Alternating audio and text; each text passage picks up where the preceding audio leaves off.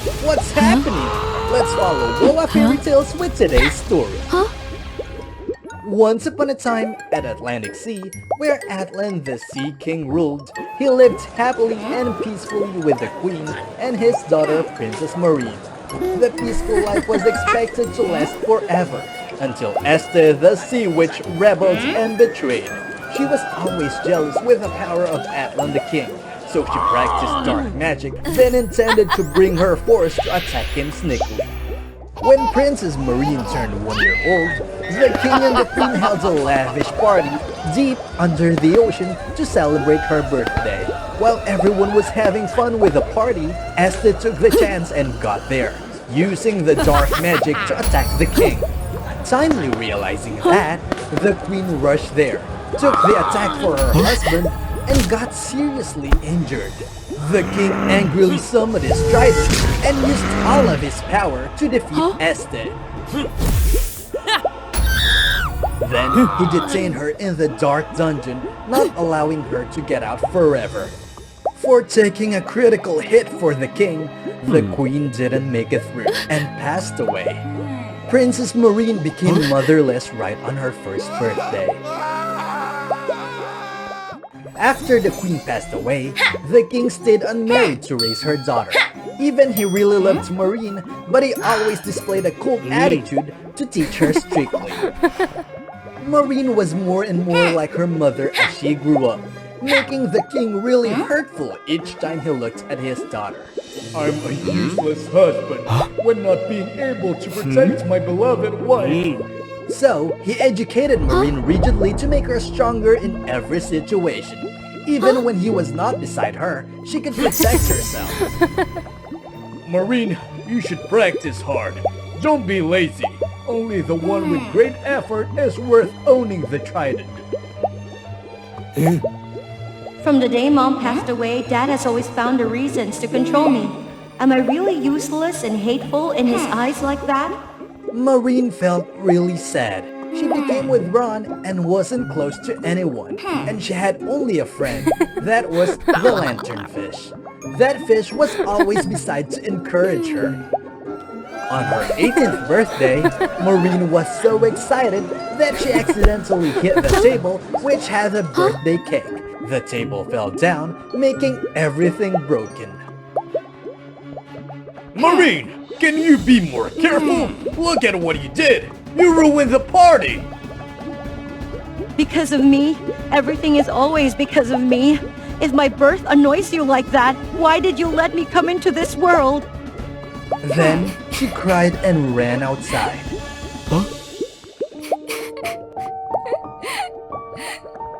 Little princess, don't cry. I think the king was just angry for a moment. My father just yells at me all the time. He never recognized what I had done. He doesn't love me. I have an idea. There is a magical pearl inside this bedroom. Legend said that pearl was the flame of the ocean, which helped the creatures to maintain their lives. Or you just try to go there and take it. With that pearl, you will become really powerful, and the king will recognize you. But will my father king be angry with it? It's alright. You are his heir. You just take it a little bit sooner. Being in the trap of the lanternfish, Marine and the fish snuck into her father's room when he wasn't there.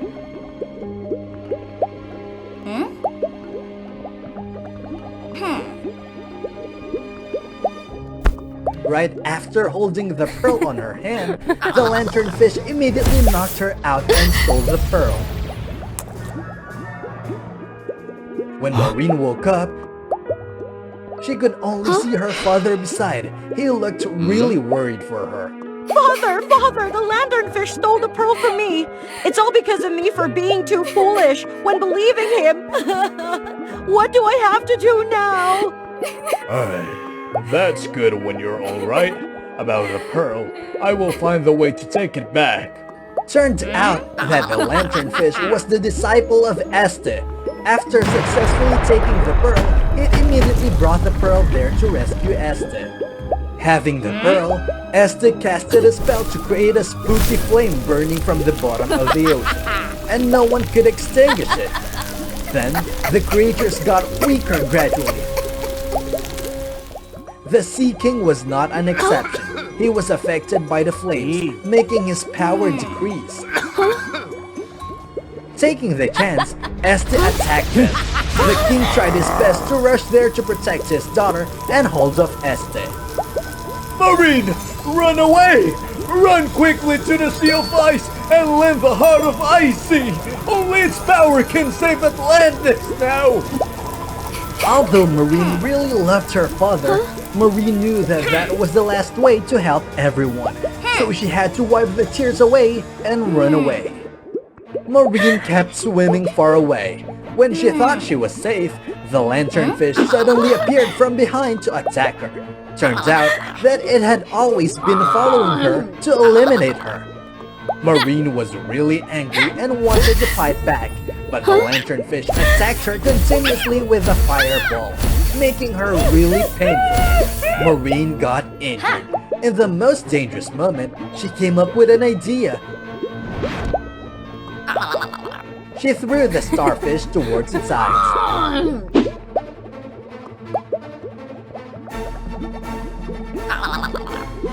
The starfish sticked on its eyes, and the lanternfish was totally disoriented. Taking the chance, she found a sharp shell to cut down the magic lantern on its forehead and run away. Successfully lost it, the princess kept swimming until she reached the Sea of Ice. She was blocked by the two magical guardian fish at the gate of the Ice Sea. Ice King, please have mercy on me and lend me the heart of the Ice Sea to save my father and the poor residents of Atlantic. I will give you anything I have to exchange for it. No matter how she cried and begged, the Ice King still didn't show up and agreed to help her. Not giving up, she patiently sat in front of the palace for 3 more days. Until the cold and the tiredness made her exhausted and fainted. When she woke up, Marine could see the Ice King in front of her. She was really surprised when seeing the Ice King as a handsome young king. She had thought that he was an old and difficult king.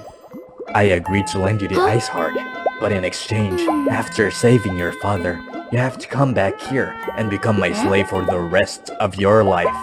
Do you agree? Yes, thank you so much. I will use the rest of my life to repay you. The Ice King was really satisfied. He brought the ice heart along with him and went back to Atlantis with her. Stepping inside the palace, she was really surprised when seeing Este nowhere. She could only see her father was being detained painfully inside the burning cage.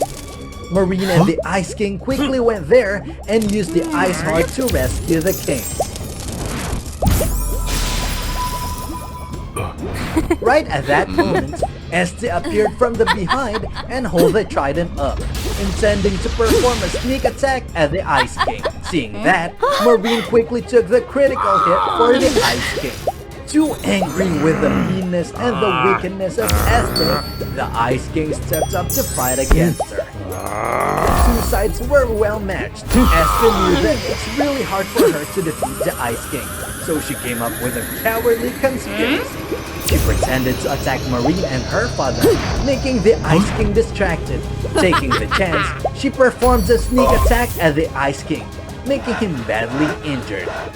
She intended to finish the Ice King, but Marine was there to cover him. Now you're even protecting each other. That's okay. Let me send both of you to hell! From now on, the powerful trident will forever be mine. No one will be able to prevent my power! An evil person like you will never be worth owning the trident. What then? I'm holding it in my hand. Take it if you can. Marine was seriously injured, but she was also angry at the wickedness of the witch, so she still rushed there to fight back. At the moment when she touched the trident, the whole sea quaked. The trident shone bright and flew towards Marine. Maureen held the trident tight and rushed there to finish Estes, the cruel and evil sea witch.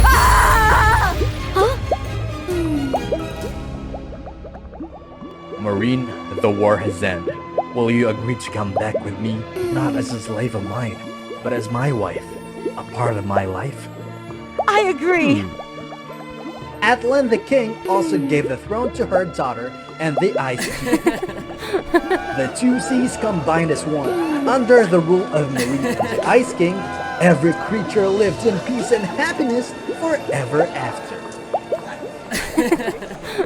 Escape my dark magic after all. Surrender! No!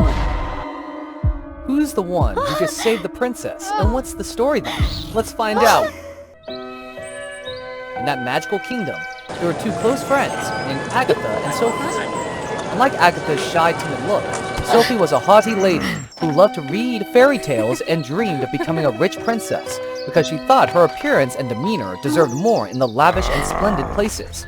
However, Sophie would be willing to join anyone who dared to speak badly or touch Agatha, who had taken Sophie with her when her family had the hardest time. One day, while waiting for Sophie to borrow books from the library, Agatha still worked and met a young man who was spending his last few coins to buy food for the poor child.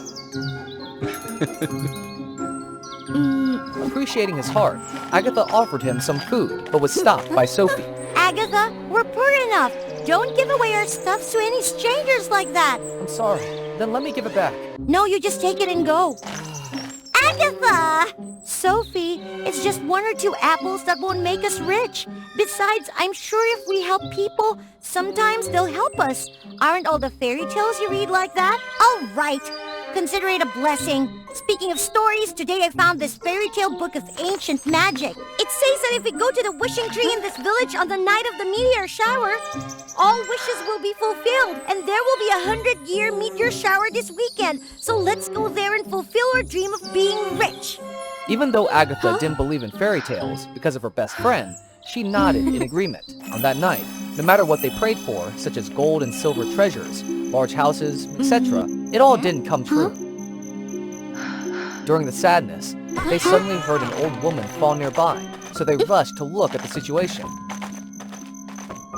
However, Sophie was afraid of her beautiful dress being dirty, so she showed dissatisfaction and only watched them bandage the wound. Appreciating the hearts of the two of them, the old lady gave them the star bracelet of friendship and turned herself into a star fairy. It turned out that it was the wishing fairy who lived in the wishing tree for thousands of years and waited for the destined people to come here to fulfill the wish. Having the chance to return to the rich life of the past, Sophie quickly said her wish. I've been living a poor life too long. Therefore, I wish to have the status of worthy of my true identity right now. What's your wish that you look so thoughtful? I was wondering, how long have you been here and given people wishing? The star fairy was startled to hear Agatha's question, but she answered honestly. Maybe. It's been thousands of years since I was given the mission to grant wishes and not to leave the wishing tree half a step away. Because I've seen things change. Things grow freely compared to myself a long time ago. That's so. Actually, I have a close friend, a good job, and I also love to help people. But sometimes I also feel tired and need my own space to relax, freely do what I like. So I wish you would be free to do what you want after all that hard work. The fairy was amazed by Agatha's wish, but she still smiled and fulfilled the wish. When Agatha awoke, she became a princess who lived in a splendid castle.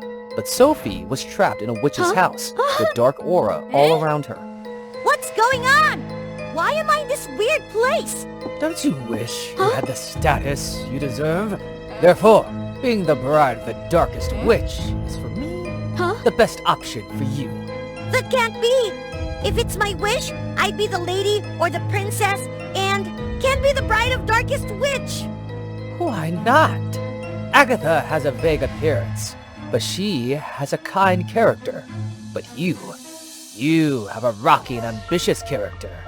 Very suitable as my wonderful bride.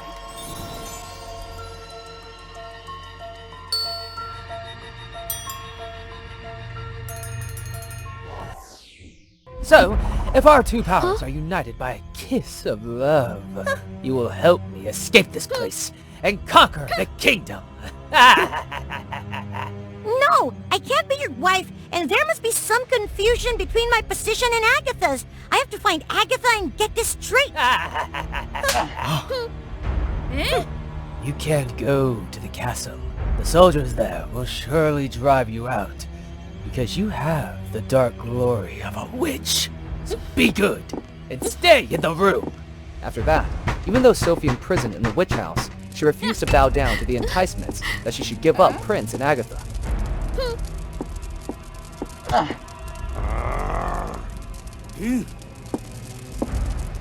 Sophie even tried to sneak out at late night.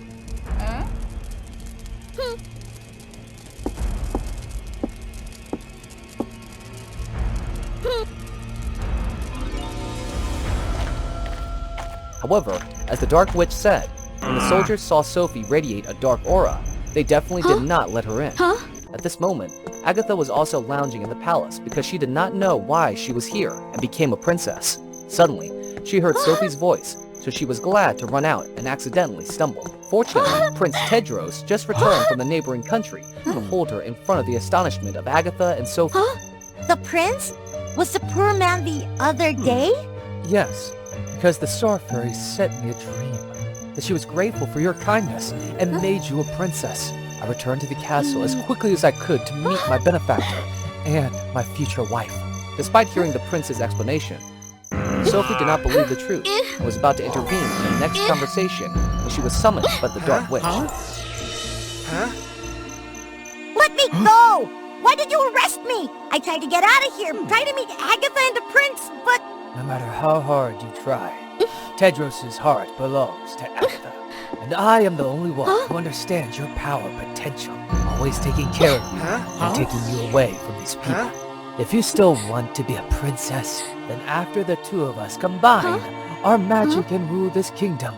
I will help you live with the throne you want. Hearing the sweet words from the witch, plus the fire of hatred burning in her mind, Sophie was gradually persuaded and let him absorb the rage and selfishness in her for him.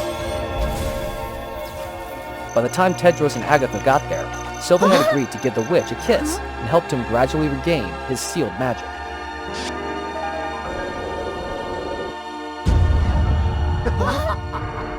It turned out that because of being worried about Sophie, Agatha begged Tedros to rescue her friend, but when they got here, it was too late. Even if Tedros panicked and attacked the witch, he immediately knocked him down, then fired magic to destroy the entire kingdom.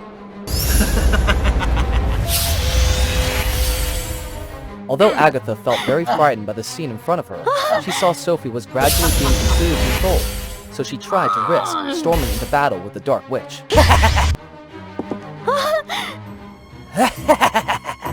Sophie is now completely manipulated by me and has become evil. It is not long before you can touch or awaken her mind. No! What Sophie wanted was to be a good, rich princess who helps people like in fairy tales. Besides, she's not the kind of guy who does everything she can to destroy people to get what she wants. So, even though she's going the wrong way and being manipulated by you, I believe her heart is still on the right track. Hearing Agatha's words, the witch was angry, intending to silence her forever. Sophie awakened from Agatha's friendship and tried to shield her best friend from magic.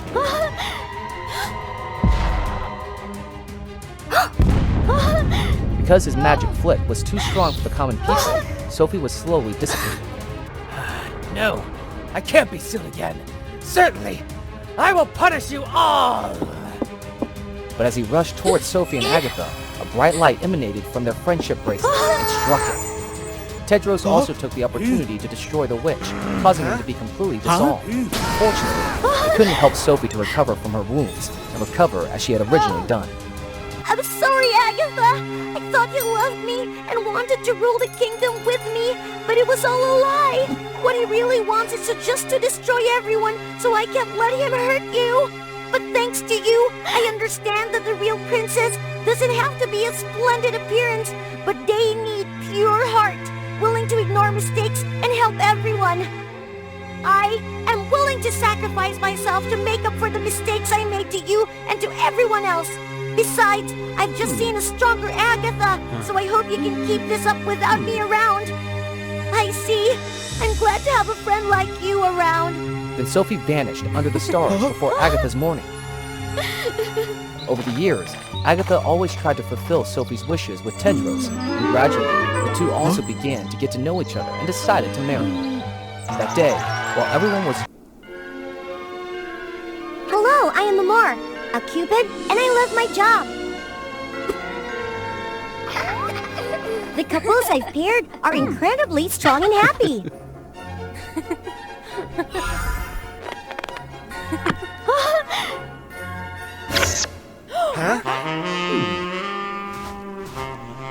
Oh no, sometimes, yeah, there are small mistakes.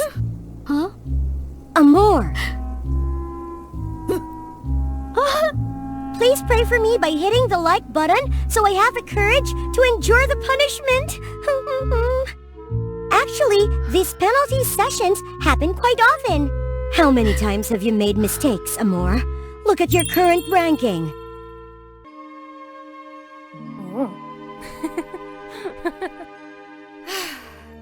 One more time at the bottom of the ranking, and I won't be able to protect you, even if I had 3 heads and 6 hands. Put yourself in the customer's shoes. Understand them. Amor, please. Understand the customers? But I don't get to love or know much about them. Thanks to another Cupid helping me get love, I don't have a good relationship with them either. Huh? Hurry! I need to send this letter to Santa Claus. Santa Claus, what do you wish for? You can't see it. Of course I wish for us to be together forever. All right, Santa Claus can help us with that. Thinking about it, I just had to write a wish briefly. But it seems like I may have gone a bit overboard. Huh? Huh?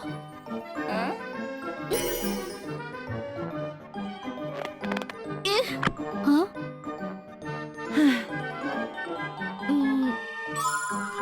Is one letter too risky? Or should I send them all to Santa to be sure?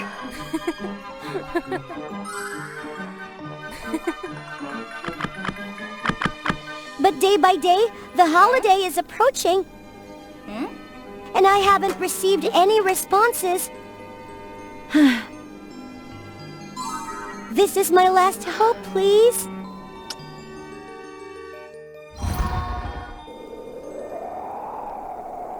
I'm Satan. I don't like introductions. And I wouldn't have to do this if this strange arrow hadn't disrupted my 100-year sleep. Well, no matter. This is what I want.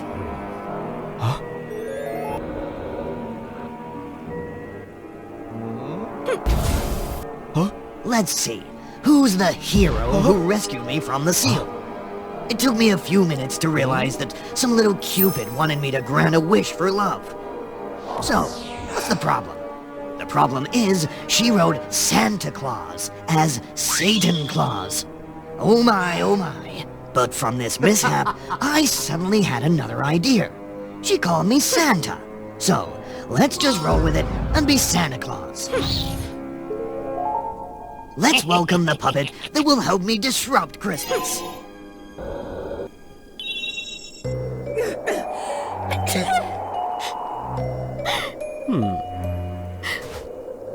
So you're Amor, the one who wants to make a wish from me. And are you Santa Claus, willing to grant a wish? You're quite deep into Halloween, aren't you? That's right, I am Satan. Huh? Santa named Satan? That name sounds suspicious. Huh? Actually, I'm pretty miserable. The thing is...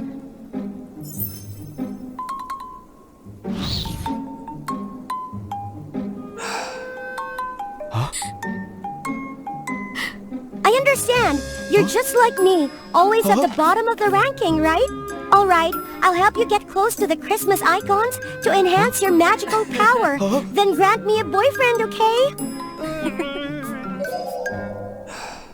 This enthusiastic little thing's pushing me too far. Santa Claus, are you afraid of heights too? Go away. Anyway, I've already reached the first icon, the Christmas tree. That naive Cupid thought I'd decorate the trees according to tradition. Oh, of course not. I have my own plan. Just wait. As soon as I took the soul of the Christmas tree, everything around me collapsed.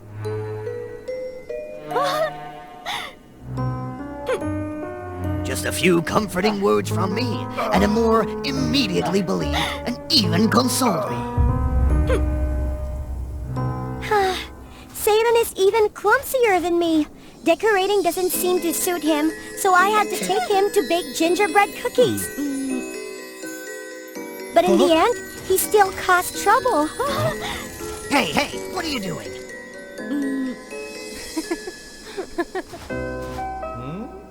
They're all broken.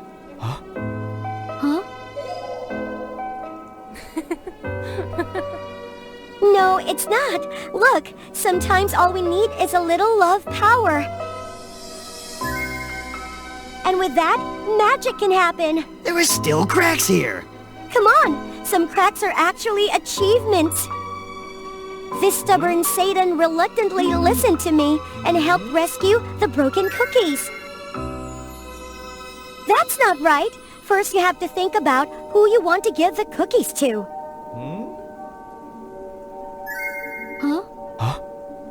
My, he's better at this than I am. Satan's cookies turned out really well. Who did he think of, I wonder? Well, I don't care, as long as the cookies are saved. So, everything is going according to my plan, even this gift workshop. Amor had to swear and beg her love goddess to let us come and help her. Get to work.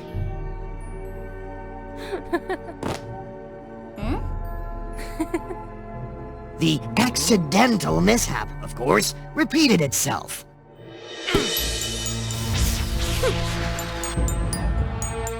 Oh my! What's happening? Santa? Did you mess up again? I think this time she might go crazy. Everyone has their limits. Let it go. I don't know how long she's been sitting there.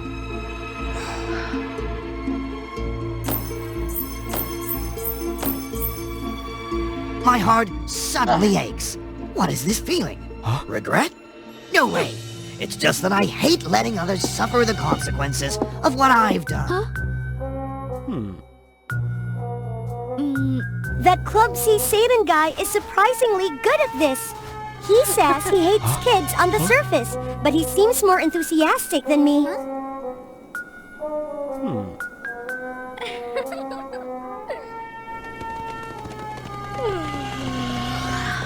Gifts are all delivered, just missing one more gift for myself. My magical power is almost strong enough. Just need one more place. One more special place for Christmas. Ah, I got it. This is the annual performance of the Christmas spirits. Starting from last year, they found a way to create a magical rain, so it's really hard to get tickets. I'm not telling lies. The magical snow really appeared.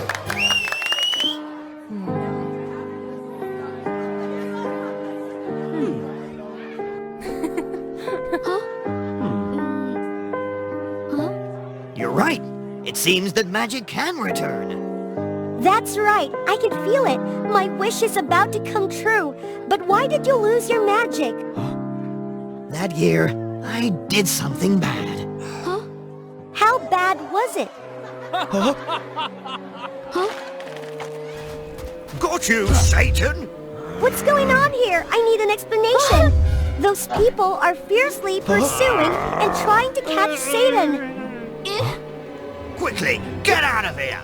Do you know who he is? And you're still protecting him? My ears rang from their words. Satan? He is really a brutal Satan? They say that he used to be a Santa Claus in the guild, but he committed a serious offense, and destroyed Christmas, so he was sealed in a distant land. So, it's all lies. I wanted to believe him, but the evidence in front of me doesn't make it easy. I didn't expect everything to suddenly turn so bad. I wanted to explain something to her, anything, but the Santa Guild wouldn't give me a chance. If I hadn't tried to keep things from getting too chaotic, I might have defeated them. Then, an unexpected incident occurred that even I couldn't foresee. Watch out!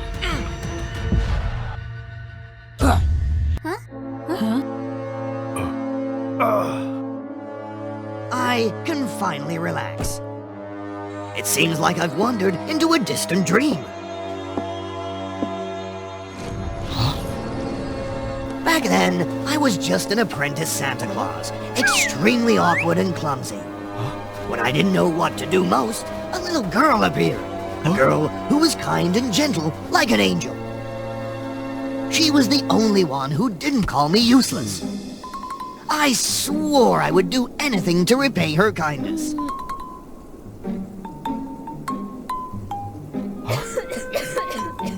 Even if it went against the conventional moral code. Anything as long as that girl could live longer. But God is so cruel. Just one season, only one season wasn't allowed. They didn't allow me to do that. The adorable girl, my little angel, had to close her eyes forever. The shock changed me. Things had to come to me, no matter what I had to do. And then I was sealed in a distant land. My heart seemed to freeze once again. Suddenly, warmth came. Uncle, are you cold?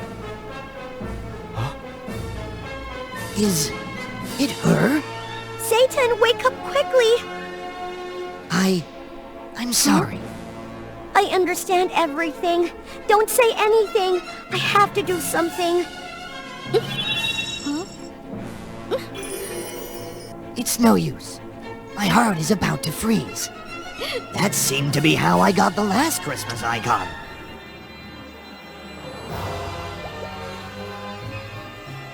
A kiss under the mistletoe. You've become a real Santa now.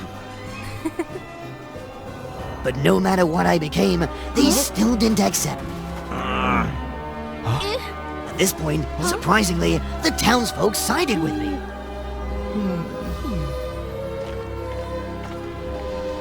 This was the first time I received a gift. Seeing everything, the last Santa Guild leader finally compromised. Why don't we catch him, sir? Look, we're in the name of protecting Christmas. But what have we done? On the other hand, he's the one who's actually done it.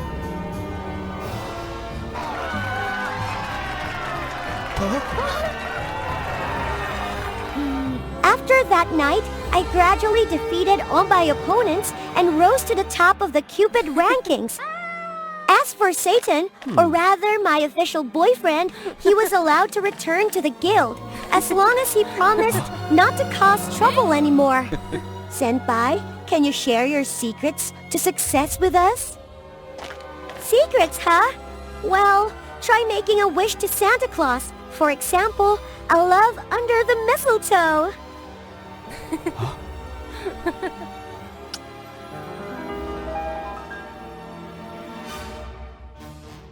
General Eric returned home in the midst of a storm, only to be disappointed.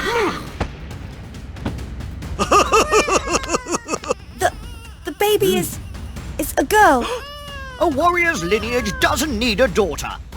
In Asgard, the land of the Norse gods, becoming a warrior was an honor, and men were highly regarded for it. One day, I must become a warrior like them. If you subscribe to WOA Fairy Tales channel, who knows, you might become like them. I'm not falling for that. Women in this land were coldly treated, like Valkyrie, who served the gods as a swan dancer, a job considered beneath warriors. Beautiful, but a bit weak. Only for women. Back at home, Valkyrie was always coldly treated, in stark contrast to her younger brother Edgar, a warrior in the Asgard army, who received their father's attention and rigorous training. Although he wasn't particularly skilled. Get up! If you continue like this, you'll never match Ragnar. And you, prepare a Pegasus for your brother. Hurry up! With a strong passion, Valkyrie secretly practiced every night. She even excelled over her younger brother. Excellent! Practicing tricks again? Do you intend to destroy your brother's things, huh? Women can't be warriors. Why? Why do you have a... Valkyrie remained determined to pursue her dream. Her opportunity came when the supreme god Odin wanted to establish a new battalion. The victor of this battle will be the first of the battalion. I will grant them immortality. Edgar enrolled in the selection contest under their father's pressure. Father, I want to participate too. Doesn't everyone have the right to do so? To allow his daughter to participate, General Eric was worried about losing face. If you can defeat Edgar, do whatever you want. So Valkyrie and her younger brother competed against each other. Following the contest's rules, the first one to touch the ground loses. The dancer completely overwhelmed her warrior brother.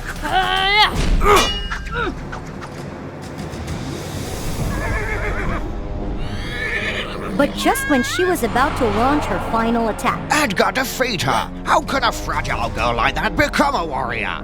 she got distracted, and Edgar only needed to save his strength to secure victory. I told you, so weak. Just accept it.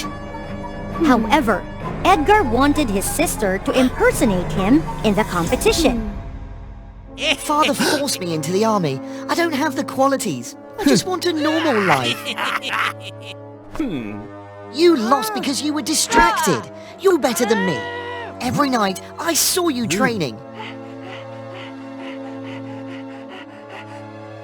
If you win, everyone will acknowledge you. You're strong. I'm sure you can do it. All right, I agree. Hide here. You're safe with my friends. Put on this helmet, and no one will know who I am. Valkyrie easily disguised herself as Edgar, as he wasn't very tall. Ragnar, who often bullied Edgar, took notice of her. So, you dare to compete, Edgar? Her helmet fell off, revealing her true identity as the swan dancer. Oh my god, look at this. General Eric's family is out of men, so they had to send their daughter.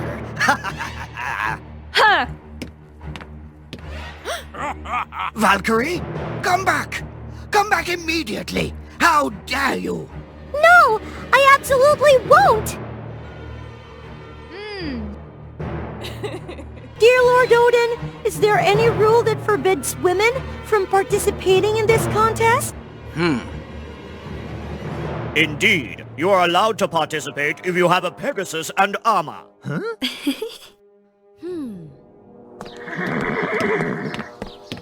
Eric demanded Edgar's Pegasus and armor back from Valkyrie.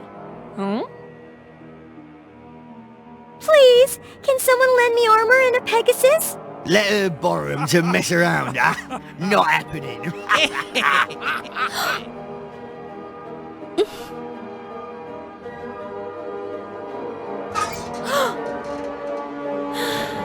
Father locked up all the armor! Your wings aren't fully healed yet. How can you fly?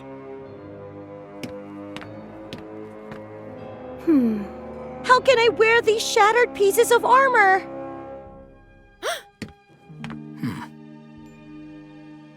With no other choice, Valkyrie had to bring her father to where Edgar was hiding.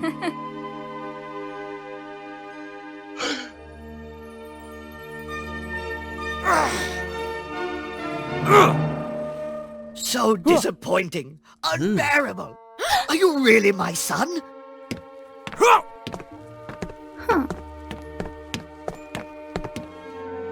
the end, I couldn't do anything. Do I have to do things I don't like for the rest of my life? Looking at her swan dress, the dancer suddenly had a crazy idea. In the arena, Ragnar had defeated many opponents, including Edgar. What's this? Why are you all so weak? Not a shred of masculinity. Who's next? Is there anyone brave enough to challenge me? If no one dared to challenge, Ragnar would be the victor. So the winner is... I challenge you! What's this? Isn't this a stage for you, dancer? Valkyrie used her swan dress to create a new set of armor and heal her Pegasus. I beg you, come back! Don't embarrass me like this! Is there anyone else brave enough to challenge me besides this dancer? Get down! He's really strong! You won't stand a chance! I'm at a complete disadvantage here! You're strong! I'm sure you can do it! Valkyrie, Swan Dancer, daughter of Eric, I challenge you! Approved! The battle begins! Yes, ladies and gentlemen, on the other side of the arena is the most feminine warrior in the history of Asgard. Ragnar couldn't believe that the feminine warrior immediately overwhelmed him. Too fast? How? Since when? That's right, a woman, a little girl. And she's wearing that lightweight swan outfit. That's why she's so incredibly fast. Ragnar's overconfidence in the dancer nearly cost him dearly. Many times, Valkyrie could have defeated him if not for a stroke of luck. Alright, not just anyone can do this. Thanks to her agility, Valkyrie easily dodged the bulky warrior's attacks. Where is she? Where did she go? The battle raged on, stunning the audience with its intensity. Impossible! Is that Valkyrie? Nevertheless, she couldn't dodge forever. Surrender! Your arms can't wield a spear anymore! Valkyrie! Valkyrie! Valkyrie! Valkyrie! The brave ballet dancer boldly charged at Ragnar, dropping her spear to everyone's surprise.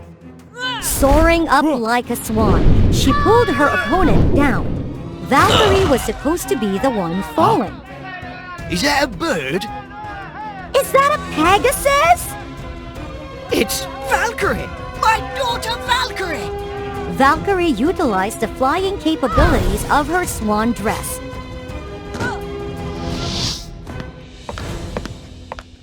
She didn't let her victory make her arrogant. Let's cheer for Ragnar, a strong and brave warrior!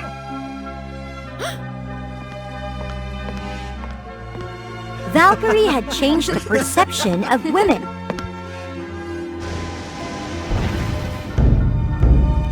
And the winner is...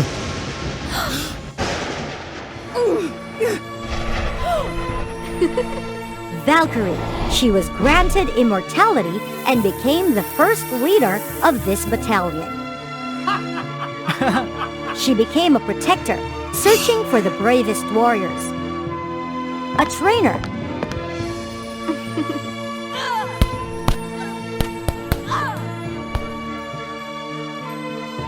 Many women became warriors under the battalion named after her. March on, Valkyrie Battalion! I am a monster, and during every full moon, a dreadful event will occur to me. I transform into a human. Yes, you heard it right. You didn't mishear. Subscribe to WOA Fairy Tale to follow the story. From ancient times, humans have been the eternal enemies of monsters.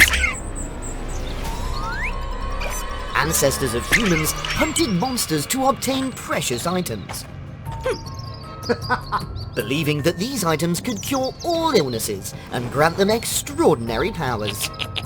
In the eyes of monsters, humans are a deceitful and wretched species. After centuries of battle, monsters were defeated by the unity of humans. In the end, they had to hide and vanish, with no one seeing a monster anymore. Arya is a half-breed, her father being an octopus monster and her mother a human. When she was born, her mother passed away due to an illness, and she grew up with her father. However, as a half-breed, she would transform into a human during every full moon, and had to live in seclusion. This makes her very self-conscious, and despise the human part of herself. Although no one knew she was a half-breed, Arya was ostracized by the Kraken clan due to her unusual appearance. She had no friends and lived in solitude. When she turned 18, according to the common rule, all monsters were required to attend Elemental Monster High.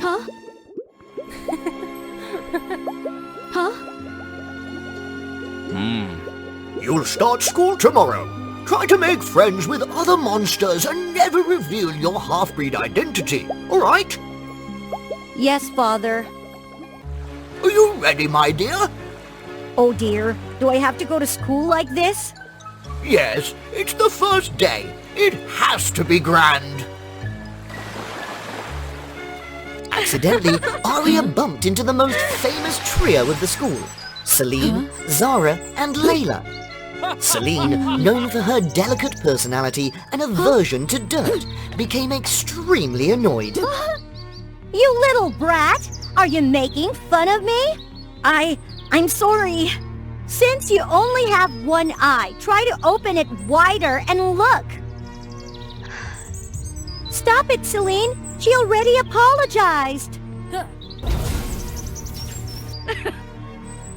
Go!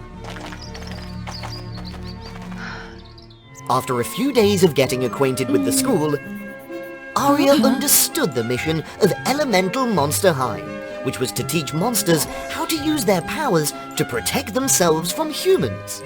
She reminded herself to give her best effort. Today is the day for testing your abilities. Show your strength to be classified.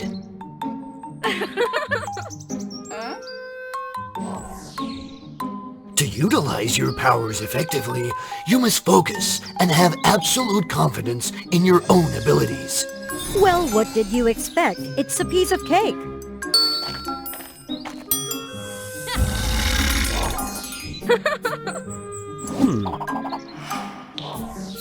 Watch this! The power of a sandstorm! Don't think you can easily attack me. The power of blood, activate!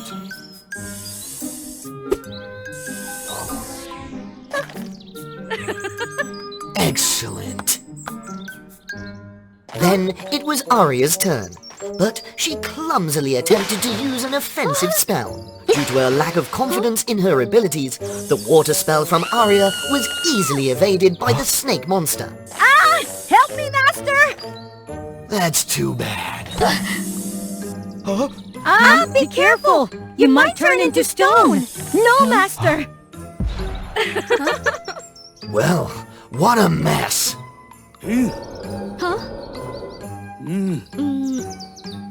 Listen up. Celine, Layla, Zara are in the S class, while Arya, you've exceeded my tolerance. F class.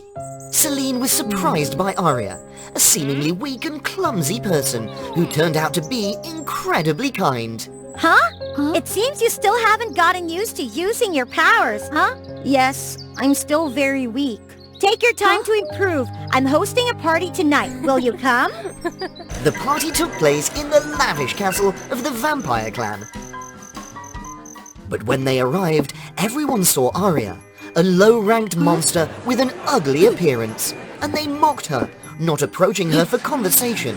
Aria bowed her head, feeling sad and insecure about her own self. All eyes were on the trio of monster girls, and Celine stood out the most. Why am I so ugly? I will never be like them, right? Aria ran away from the party, consumed by her own self-pity.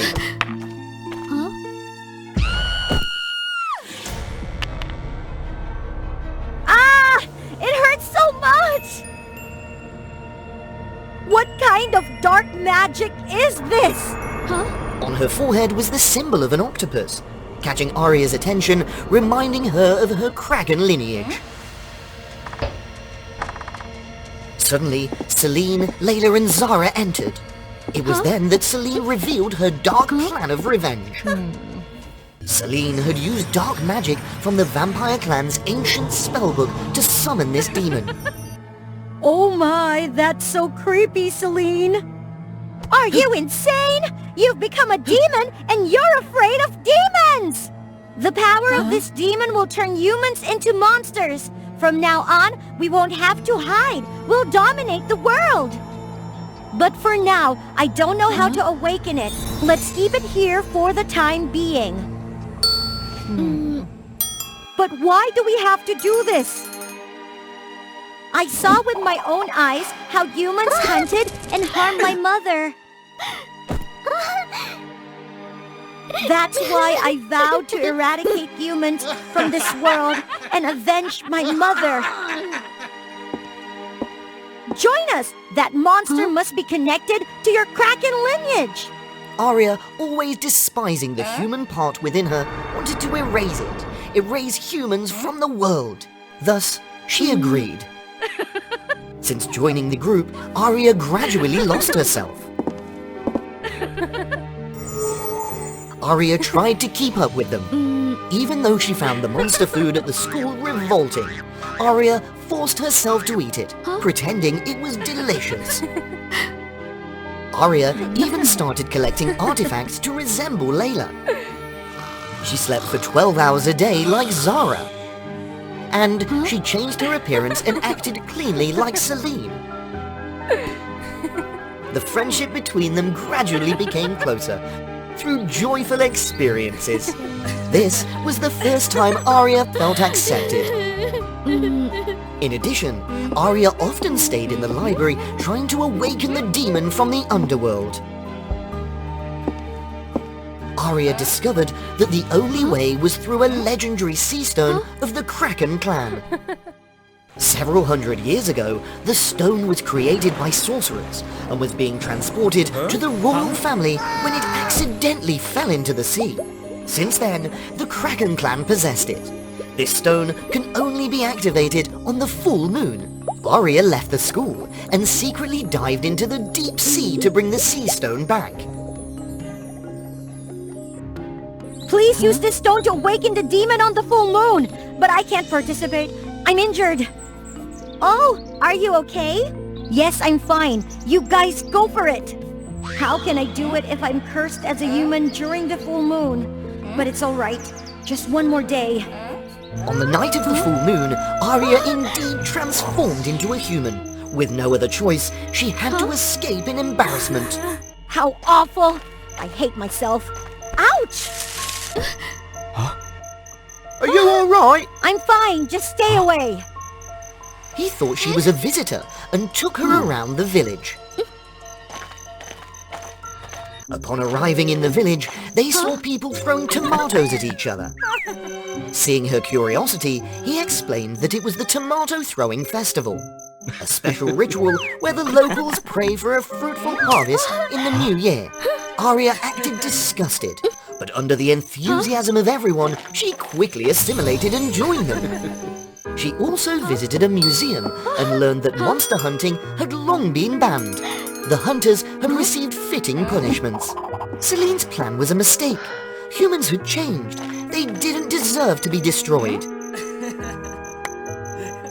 But it was too late. The other three girls had awakened the demon. It attacked the village and turned all the villagers into hideous creatures. Aria returned to school in horror. Success! Now the human world will face destruction. No! Celine! The demon has returned! It's out of control. Be careful, it might attack. Ah! This is so frustrating! But it was too powerful for the three of them. They started feeling remorse for what they had caused. The demon will destroy everything. Everyone, stay calm! We will fight against it together! Arya? It's you? What is happening? Yes, I am a hybrid between human and monster. You can blame me or mock me, it doesn't matter. Now nothing else matters. I just want to save everyone. The three monster girls were shocked to learn that their longtime friend turned out to be a hybrid. But before they could question her, they had to keep the demon occupied. Seriously, you've exhausted me, Arya! Because the sea stone belonged to humans, only those with human traits could pull it out of the demon. Let's go, everyone! As soon as the stone was pulled out, the demon disappeared, and all the cursed beings turned back into humans. The chaos was resolved. Arya stepped forward and explained everything. How humans had imposed a ban on monster hunting long ago. Arya, ever since I met you, everything has been chaotic. But you have given me true friendship. That's right! We understand now. From now on, humans and monsters will live in peace. Since then, Arya no longer felt insecure about her human side. She lived freely and true to herself, ready to do what she loved. Monsters and humans formed a peace treaty. Elemental Monster High also changed its rules and welcomed hybrid students. Now leave your thoughts and comments below. Is the wedding truly the perfect ending of love? It could be true if you're reading a fairy tale. After going through many ups and downs, in the end, the princess and the prince will live happily ever after, and the curtain falls. But that does not happen in today's story. Let me go! Let me go, Cupid, and get divorced now! Right now! That beautiful princess named Selena from the Moon Kingdom and a valiant prince named Nova from the Starland. Their love had triumphed over the trials of time, even when Nova had to fulfill his royal duties far away. He had devoted himself to shorten the distance between them.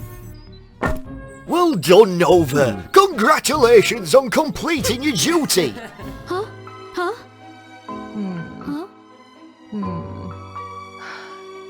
On the other hand, Selena was willing to give up the chance to become the heir of Skyland. To accept Nova's proposal, they were both unaware that love, though nurtured for many years with sacrifices and efforts, might not be enough to sustain their happiness. After 5 years of marriage, the Moon Princess and the Star Prince decided to part ways. But why do we have to part ways? For the 9th time this month, you want to go to Skyland? It's dangerous there, with wild Pegasus and lightning strikes lurking in the clouds. I understand it can be risky, Selena, but it's also exciting. I'll protect you. No! I'm terrified of those dangerous journeys! It turned out that the timid princess only desired a peaceful life, while her husband longed for adventurous escapades across the vast sky. But Selena's fear overwhelmed her, and she couldn't step out of her comfort zone to share in Nova's excitement. Nova, set each other free! Lost in sorrow, the two didn't realize that danger was approaching.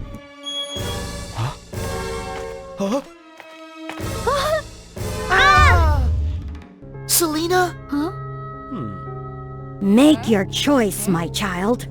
Unable to believe her eyes, Selena found herself Thrust back 5 years into the past, to the day she decided not to come to Skyland and accept Nova's proposal.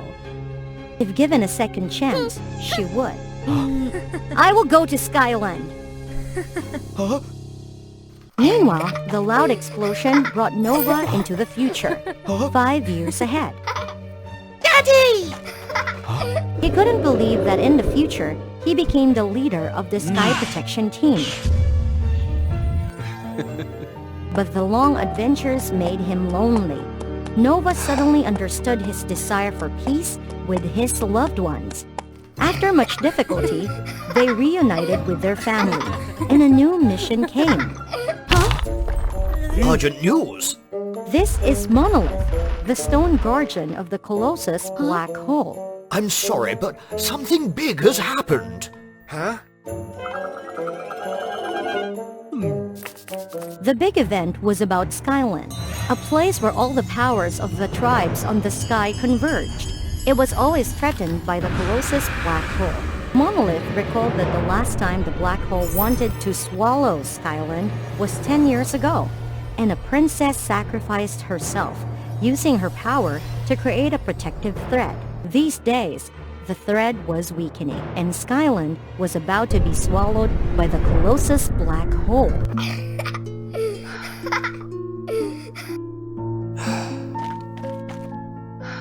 We'll go to Skyland. Though she had been here for a few days, Selena the Moon Princess hesitated and only roamed around the Moon Island, where the power of her homeland was hidden, chasing after the one light. Suddenly, a meteor shower came from nowhere. No! Selena, I've heard a lot about you. I'm Monolith. Monolith enthusiastically wanted to take her around Skyland, but the timid princess was not willing. No. Come on, not everyone can come here. Those words made Selena think of Nova. One day, I will come to Skyland. Suddenly, she also wanted to experience the adventure that her husband always desired. It turned out that the large Pegasus were not fierce. It turned out that the clouds were not always filled with lightning or burning sun rays. They were soft and magical. It turned out that this was the happiness that Nova always talked about. Looking back, she realized that Nova never wanted to leave her. He just wanted to explore this wonderful sky together with Selena. Nova, I'm sorry. But just as Selena worried, along with the joy, every adventure always had dangers lurking. Hold on to me!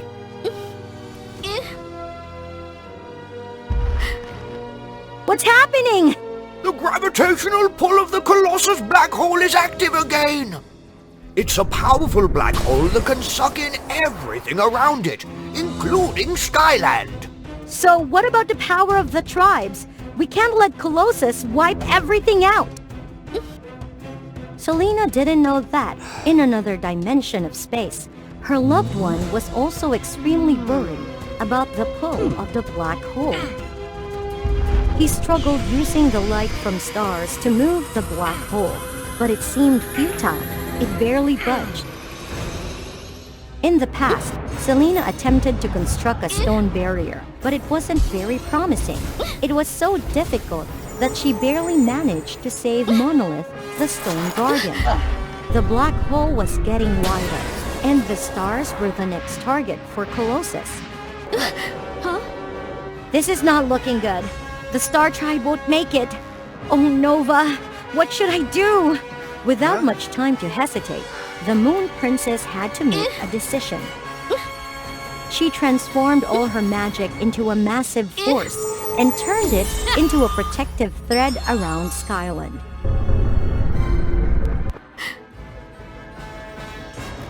Nova, I love you.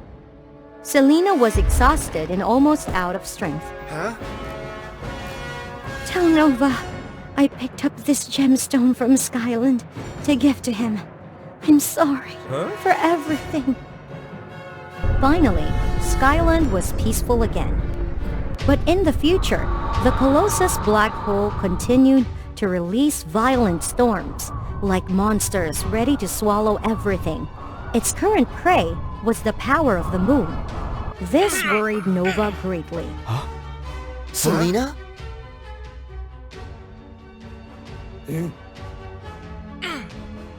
Nova made a firm decision and put all his strength into summoning the stars around Skyland. By his command, they gathered together and formed a prison surrounding the black hole. Everything returned to its original state.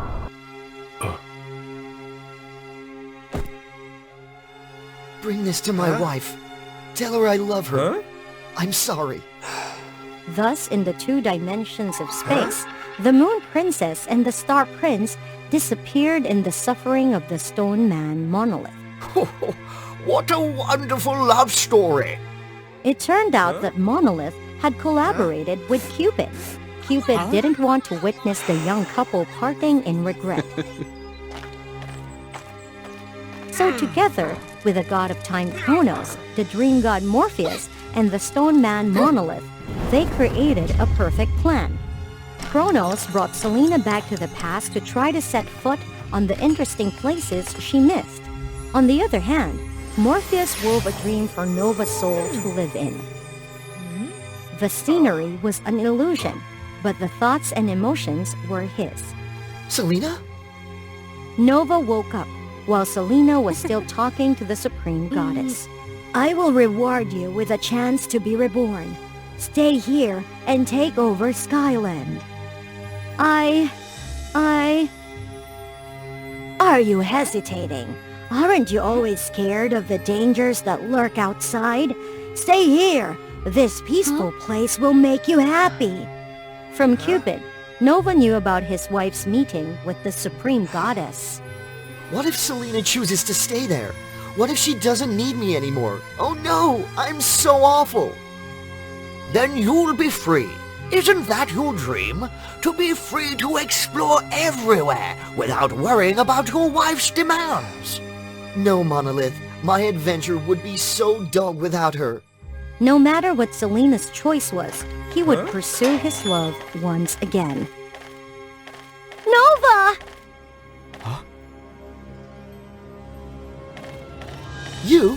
The journey to the past had led her out of her comfort zone. More importantly, she realized, I've come to realize that there is no peace anywhere without you. Now Selena and Nova were ready to accompany each other, whether in familiar places or on new adventures. In their story, the wedding is not the perfect ending to love. Love is a journey, and two people will enjoy that journey together with understanding and sharing. What would happen if one day you discovered you possessed the power of tarot cards? Subscribe to WOA Fairy Tales to follow the story. Vivian was a rebellious princess, always arguing with her parents and ignoring her family to chase exciting adventures outside. Her younger sister Cassie was the complete opposite. Cassie cared and reminded Vivian about everything, from family matters to their adventurous journeys. Vivian always felt that her sister was too worried, so she often ignored Cassie's advice. Trouble started when Vivian and Cassie frequently heard a mysterious voice whispering in their ears, urging them to a certain cave on the mountain. I have a terrible headache. I'm going crazy. Do you hear those sounds too? Yes, we need to find out what that cave is hiding. Come on, let's go. But Vivian, don't you have a bad feeling about this? Ignoring her sister's concerns, Vivian stubbornly wanted to explore. When they entered the cave, they discovered two mystical cards.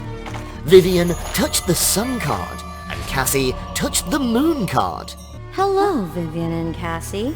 You are the chosen ones to become the rightful owners of the Sun and the Moon. Your souls will be connected to these cards forever. The cards will find their owners through specific personalities. Vivian was chosen as the owner of the Sun card because of her enthusiasm and confidence. Cassie was chosen for the Moon card because of her rich imagination and concern for the future. The chosen individuals can only control their own cards. To acquire other cards, they must defeat the owners of those cards. Anyone who completes the full tarot deck will receive any wish they desire. Keep trying, Vivian and Cassie. Huh? Oh, that's wonderful! Let's collect all 78 cards, Cassie. But what will happen to the defeated owners? Is it just a simple defeat, or... Who knows? Don't worry, we won't lose. No! I refuse to participate in this crazy game! Why were we chosen? What is the purpose? Come on, Cassie, don't be so cowardly. The two sisters started arguing, completely unaware of their surroundings. Be careful, Vivian! No, Cassie! I'm sorry for being so useless. No, Cassie! Don't leave me! Cassie gradually weakened and was about to wipe Vivian's tears with her hand, but she couldn't make it in time as her soul was sucked into the Moon card. Vivian, filled with anger, turned back and looked at the one who harmed her sister. The person had been watching the two sisters since they entered the cave and wanted to possess the two cards. Hand over the cards, or you will be next. Shut your mouth! The Sun card is powerful? Well, let's see. The warrior revealed the Chariot card. So defeated owners are trapped inside their own cards? Now the real game begins! Cassie, I swear I will collect all 78 cards and use a wish to save you. Vivian bid farewell to her family, wrote a letter, and embarked on her journey to collect the cards. She hid in the forest and diligently trained her skills with the Sun card. The Sun card had the advantage of being able to locate the remaining tarot cards. Vivian simply followed its guidance to reach her first opponent. Here we go, another opponent. You will be defeated by me. I am the owner of the Six of Wands card. Don't be so sure!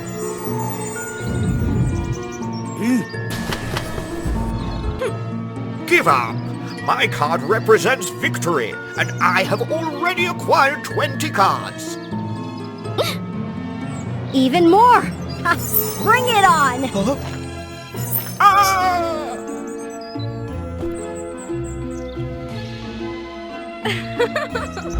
The paladin was defeated and sucked into the Six of Wands card.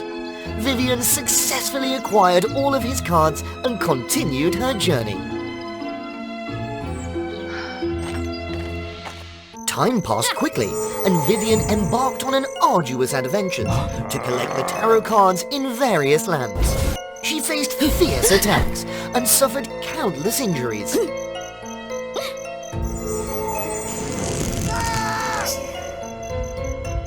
Others were frightened by the tarot cards and, like Cassie, did not want to participate in the battle. This made it easy for Vivian to defeat them and claim their cards. The burden of trapping innocent souls within the tarot cards weighed heavily on Vivian's conscience. But she believed it was the only way to save her sister.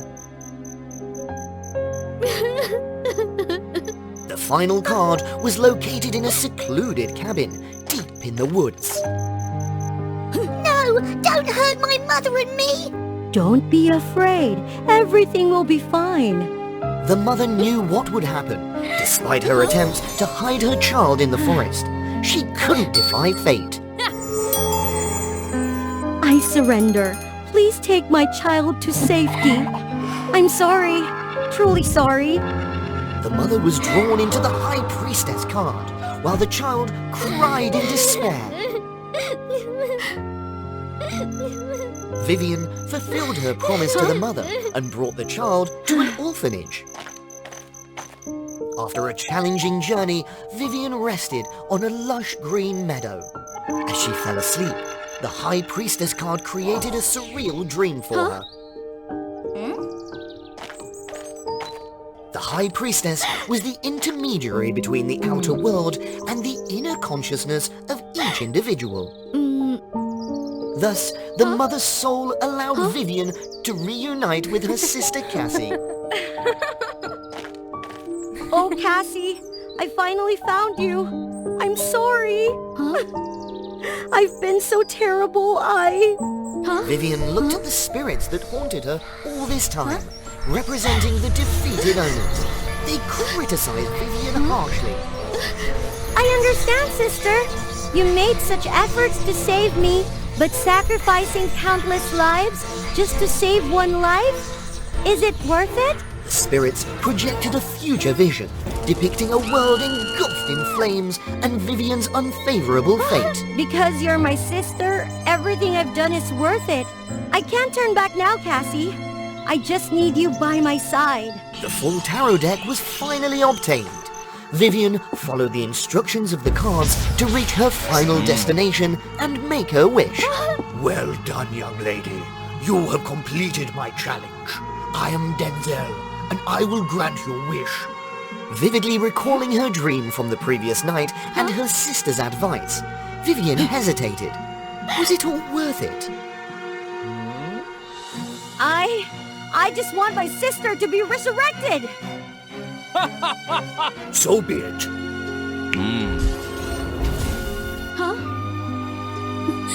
Oh, Cassie, I missed you so much. As long as you're here, I don't need anything else. Unbeknownst to them, they had fallen into Denzel's trap. I have granted your wish. Now it's time for you to fulfill mine. Vivian instantly turned dark as she absorbed all of Denzel's memories.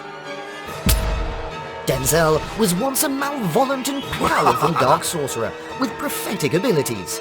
He used his powers to create the tarot deck, representing the different aspects of human nature. He pretended to spread the benefits of tarot to help people understand themselves and glimpse into the past and future. However, his intention was to manipulate and control everyone. The entire world of sorcerers became furious. They united to defeat Denzel. His soul was torn into 78 pieces and absorbed into the tarot deck. Just you wait. I will have my revenge. The fragments of its soul scattered across the cards, creating a malevolent game.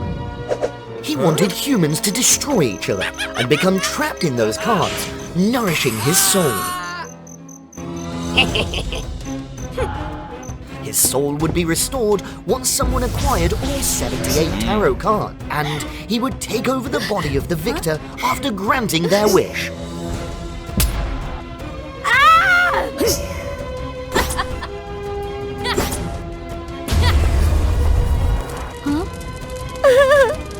Vivian, please wake up! Look, it's me, Vivian! I'm here! Hearing her sister's cries,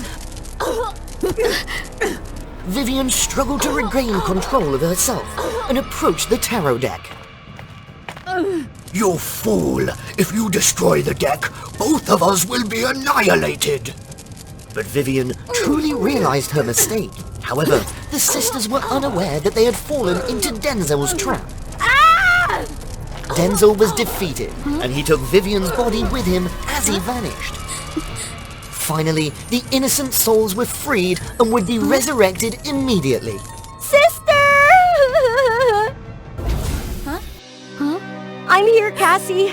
I finally protected you. Promise me you will live a good life from now on. I promise. And please, don't forget about me, Cassie. everything that belongs to you, and the memories we shared. Even though we must part ways now, I will cherish them forever. Cassie never forgot her sister. She recreated the entire tarot deck and wrote a book about Vivian's sacrifice. Decades later, through Cassie's book, tarot became popularized. It was used for self-reflection, divination, and rediscovering one's self-worth. When people suddenly lost something precious, they often fell into despair and agony. The tale of Princess Sophia serves as proof of this. To follow the stories unfolding, subscribe to WOA Fairy Tales channel to find out the outcome. From the day she was born, Sophia never lacked anything. She indulged in endless pleasures, neglecting her royal duties, much to the dismay of the king and queen. Whenever her father fell ill, Sophia would be busy playing, forgetting to inquire about his well-being, until the kingdom's sorceress reminded her to visit. Tomorrow is your 18th birthday, and the whole family will be going on an outing. How boring! But sadly, that trip turned out to be the last time Sophia would be with her parents. The whole family was attacked and robbed by bandits. Sophia was gravely injured, and both the king and queen lost their lives. Father, Mother, wake up! No! You filthy folks! You've harmed my family! I despise you! Hearing the dreadful news, the kingdom's sorceress rushed to the scene and couldn't help but feel sorrowful. Quickly, take the princess away from here. After the sudden departure of her parents, Sophia seemed to turn into a different person. She became irritable and difficult with everyone. You filthy servants! Leave this place! Princess, calm down. Come outside with me to soothe yourself. While walking, Sophia spotted a girl who looked exactly like her, named Grace, stealing a piece of bread. You! Dare to have a face like mine? Catch her for stealing! Please forgive me. I just want to save my severely ill brother at home. He's been hungry for days. I loathe poor and despicable creatures like you! Princess, spare her. She's also a victim of circumstances. Don't speak further! Take her away! And so, Grace was taken to prison. Every day, Sophia visited the place where Grace was held, looking at her, and the memories of the bandits who ruined her family resurfaced.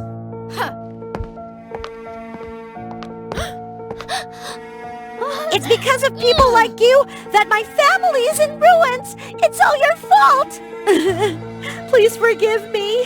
Suddenly, the sky turned pitch black.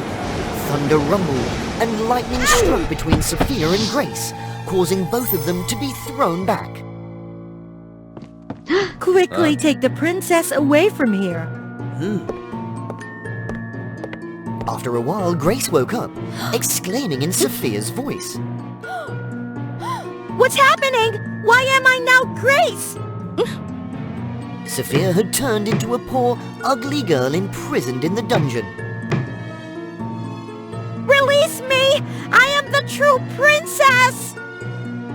While Grace became the beloved princess, adored by all.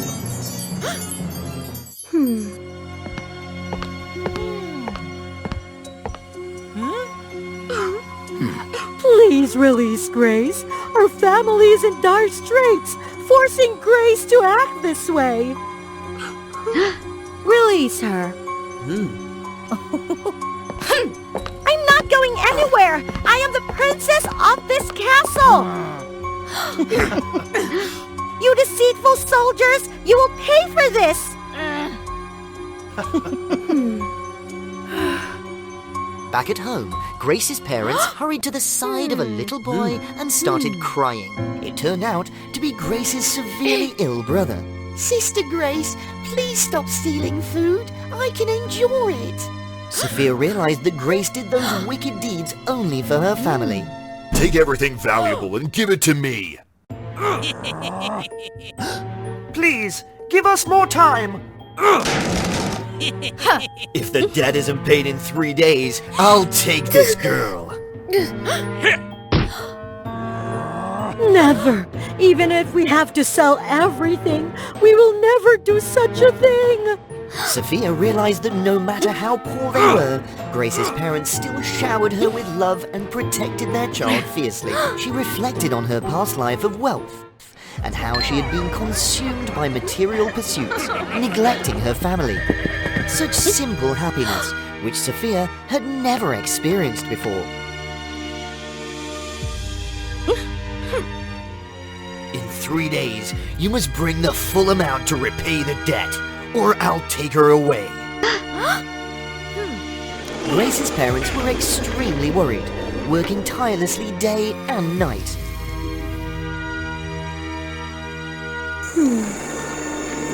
Sophia reflected on her past actions. She had never helped Grace's parents with anything, only causing them more trouble. After deep contemplation, Sophia rushed to help Grace's parents with their work. Gradually, Sophia forgot her princess identity and integrated into the lives of the poor people, earning money with Grace's parents and caring for her brother. The 3 days had come to an end, and the family finally collected the owed money and brought it to Felix's house. Grace's parents and Sophia entered, seeing many poor people weeping.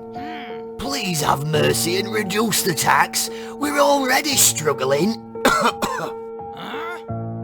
Right on time. How dreadful. Sophia handed the money to Felix and noticed a golden comb and a precious gemstone that the Queen and King often carried with them while alive. The items were displayed in Felix's cabinet. Sophia snatched back the money and grabbed the Queen's golden comb. Why do you have this comb? It belonged to the Queen.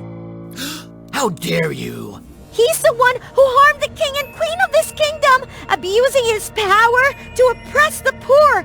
We must stand against him. That's right. Arrest him for his crimes. Everyone rose up and attacked Felix and his soldiers, causing a riot. Felix angrily drew his sword to attack Grace and Sophia's parents. Sophia immediately led Grace's parents and fled straight from the mansion. Felix swung his sword towards Grace's parents, but Sophia quickly pushed them aside and caught it.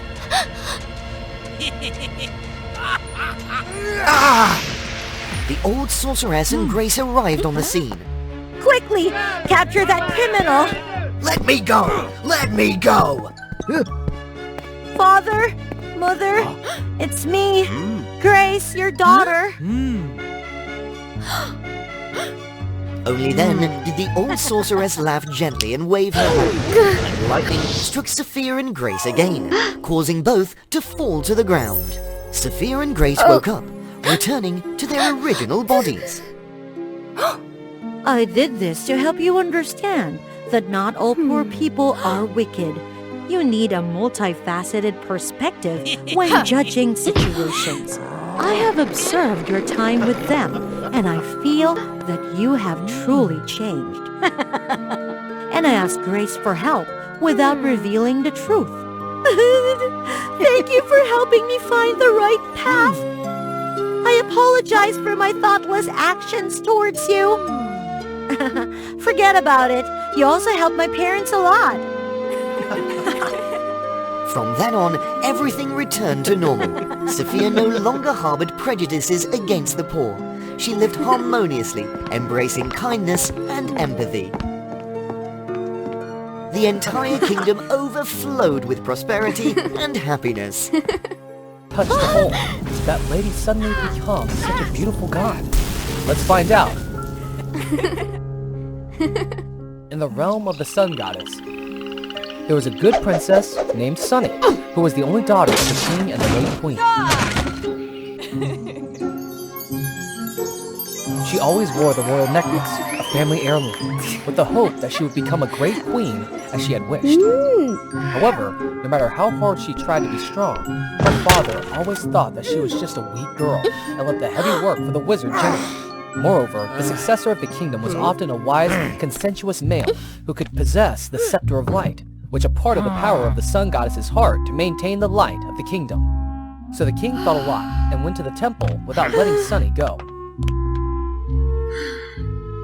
I understand my father is worried about me and my people, so he cannot assume the responsibility of carrying this kingdom for me. And if I let the wizard general in charge, he must be the guy who my father trusted a lot, and I will try to support him. While Sunny was thinking, she suddenly heard a loud noise coming from the temple. And the sky suddenly darkened for no reason. When she arrived, she saw her father and the wizard general, who was asleep, and the goddess got angry and left. What happened to my father and the sun goddess? Because the king wanted you to be his successor. So the sun goddess didn't agree and got angry like that. The king always silently observed your efforts and decided to propose you to be the one who holds the scepter of light in order to maintain the prosperity of the kingdom. However, the sun goddess was very angry because she thought you was a girl, not in accordance with the old custom. So the goddess punished your father, destroyed the scepter of light, and took away the light of our kingdom. If you want to save the king and kingdom, you must find the sun goddess at the top of the perilous mountain and bring back the scepter of light. As it turns out, my father always been quietly sacrificed for me. So, I'm going to go see the goddess and prove my true strength. And I'm determined not to let you regret this decision. After saying that, Sunny decided to go on the road, trying to overcome all the obstacles to reach the top of the mountain, the place where the sun goddess was supposed to reside. While climbing the mountain, she saw a fox fainted on the road from starvation due to the scarcity of food from the disappearance of the sun. Seeing the poor fox, Sunny rushed to get some of her food to help him stay awake. Appreciating Sunny's kindness, the fox immediately brought her to the front of the huge gate, the residence of the sun goddess. You must be here to see the sun goddess. However, if you want to meet the goddess, you must answer my wise question first. Yes, please, ask the question. You're a brave little girl, so answer me. All things on earth are like animals. People always try to avoid conflict and fight to maintain a peaceful life. However, what alive will beat, what doesn't beat will die. Sunny thought for a while, but could not think of an answer, and unconsciously, she touched her heirloom softly. That's right. The answer is the heart, because that's the source of life for every species. If it doesn't beat every second, it can't survive. That's exactly right. In a word, the gate showed the way for Sunny, but when Sunny had just set foot inside, she was suddenly attacked by the sun goddess in anger. Without saying an explanation, Sunny tried her best to evade the goddess's magic, but is still defeated. While Sunny was cornered, she saw the goddess holding her chest, which seemed very painful. As it turned out, she realized that the goddess had lost a part of her heart. So she tried to run so fast that she put her necklace in the void on the goddess's chest and held her in her lap. Filling Sunny's heart through hugs and gifts, the goddess gradually calmed down and returned to the beauty form as before. Thank you, Princess Sunny. You helped me recover my strength with love, and in the last journey, I've also known how good and strong you are. Will you then not be angry with me and help my father recover and bring light to all things in my kingdom? I'm sorry. It's not because of you that I got angry and turned dark like this. However, I want you to learn what the truly good people are and to find out the reason behind this and defeat that evil force to help people. Therefore, even though I am weak now, I will grant you the Scepter of Light, which will help you to obtain the ultimate magic. However, if you use the power of the scepter to save your father's life, you will have no more magic to save the people, and vice versa. Standing in front of the great and difficult decisions of life, Sunny contemplated and thought, hypnotized along the way back to the kingdom. It's difficult to make the decision to choose either one, as the sun goddess says, because for me, Dad are the only one who has raised me. Therefore, I cannot afford to watch my father weaken and pass away. Only I also understand that when there is a lack of sunlight, all things in the kingdom live in misery. Even their food is increasingly scarce and robbed by soldiers. Seeing the unusual happen in front of her eyes, Sunny hurried back to the palace, but had just arrived at the place where the Wizard General blocked the road to arrest and seize the scepter. It's worth for me to wait. Just in a short time, you brought back the Scepter of Light. It turned out that long ago, the king knew that even though the Wizard General was an agile guy, but evil-minded person, quietly sucking up the wealth of the people, so the king could not bring him to the throne. So when the king achieved Sunny as his successor, the Wizard General was furious and sought to defeat the king to seize the Scepter of Light. While the Sun Goddess needed absolute concentration to recharge the Scepter Light with magical energy and also the weakest defense, the Wizard General silently intended to take the scepter from the goddess. However, when the Wizard General touched the scepter, his evil grin directly affected and infected the evil with weapons, and even the heart of the goddess was darkened. Seeing that scene, the king hurriedly stopped the wizard, but during the contraction, the scepter was broken as well, as the king was seriously wounded. Turns out you're the one behind all this? My father and I have trusted you all this time! It's too late now, princess. Now that I have the Scepter of Light in my hands, you must all submit to my command. After that, he used the scepter to create a lot of sun throughout the kingdom, with the intention of making people work all day long to redeem it. No, I can't make his ambitions come true. I must continue to fight for the people, for my father. Sunny tried to move away from the soldiers.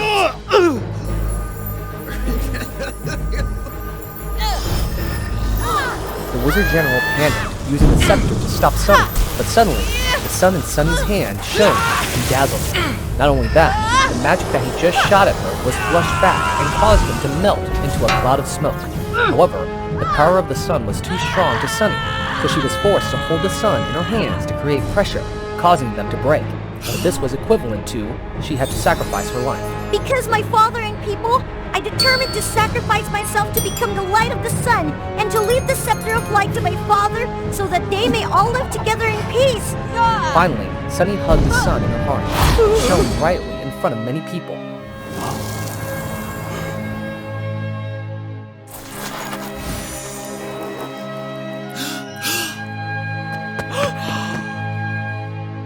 While everyone was mourning her departure, a light suddenly shone from the ashes, and Sunny appeared as a light bearer. Sunny! Daddy!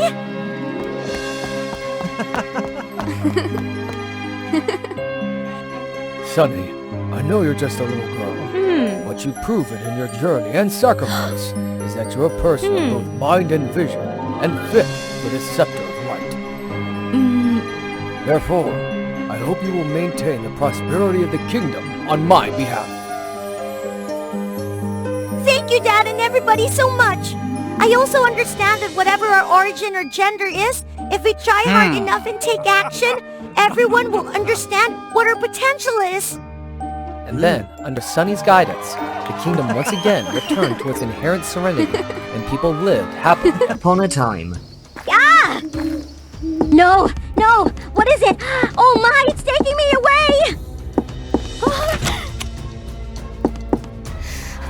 It's okay, it can't see me. Ah! What kind of place is this? Where are you going, weirdo? Subscribe to the WOA Fairy Tales channel. Leave me alone! Sandy! Mom! It's Mom! Are you really here? No, your mother is no longer here. Look there. Huh? No! No! It can't be!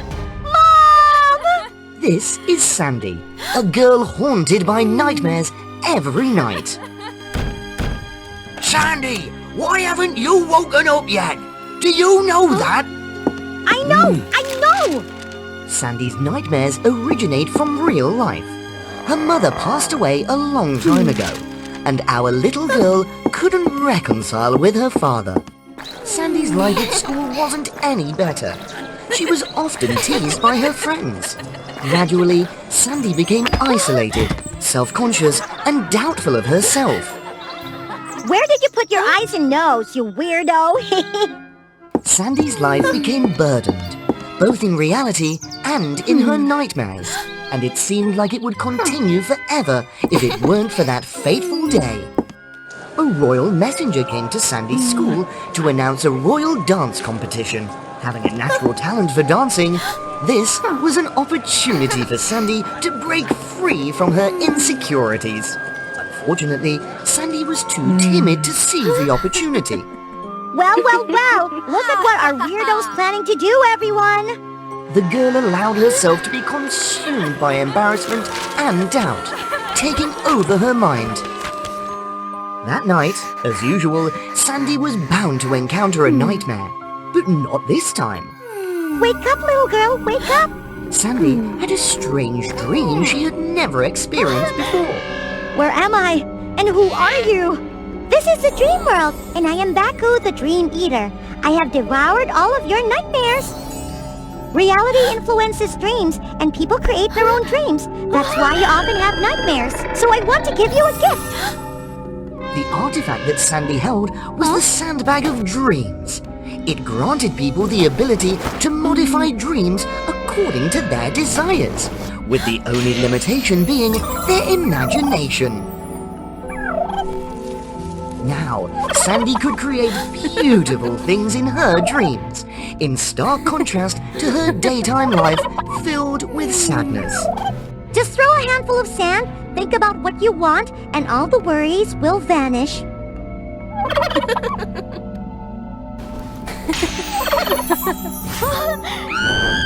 She longed to stand on a stage, but her shyness held her back in the real world. However, in the dream world, Sandy transformed it exactly as she desired.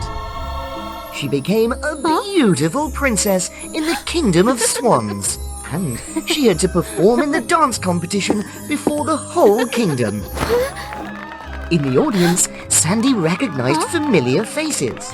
Unlike in real life, they cheered enthusiastically for Sandy, giving her the confidence she had never felt during the day. As if fueled by newfound strength, Sandy performed graceful dance moves that had been hidden due to the shyness and self-doubt. It had been a long time since Sandy felt such happiness. She easily captivated everyone with her innate talent. Wake up, Sandy! It's morning! However, this was just a dream, and Sandy couldn't immerse herself in it forever. It's the sandbag! The Baku was real! Sandy couldn't help but be excited about tonight's dream. But her excitement was quickly overshadowed by fatigue from the moment she woke up. And Sandy felt even worse when... What are you going to perform? A bookworm's dance? Insecure from being teased by her friends, Sandy yearned for happiness in her fantasies. That night, she once again used the gift given by Baku.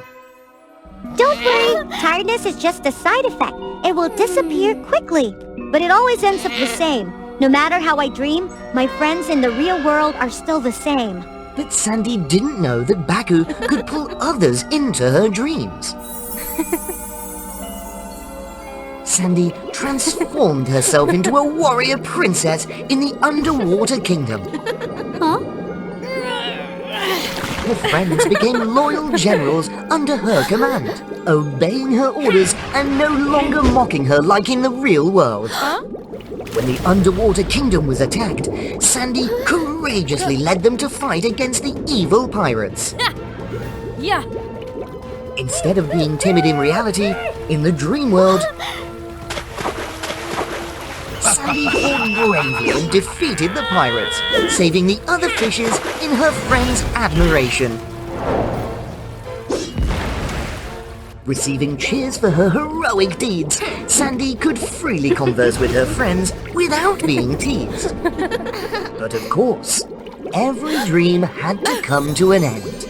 Sandy felt even more exhausted than the previous day, as if loneliness and despair engulfed her. There was something very strange.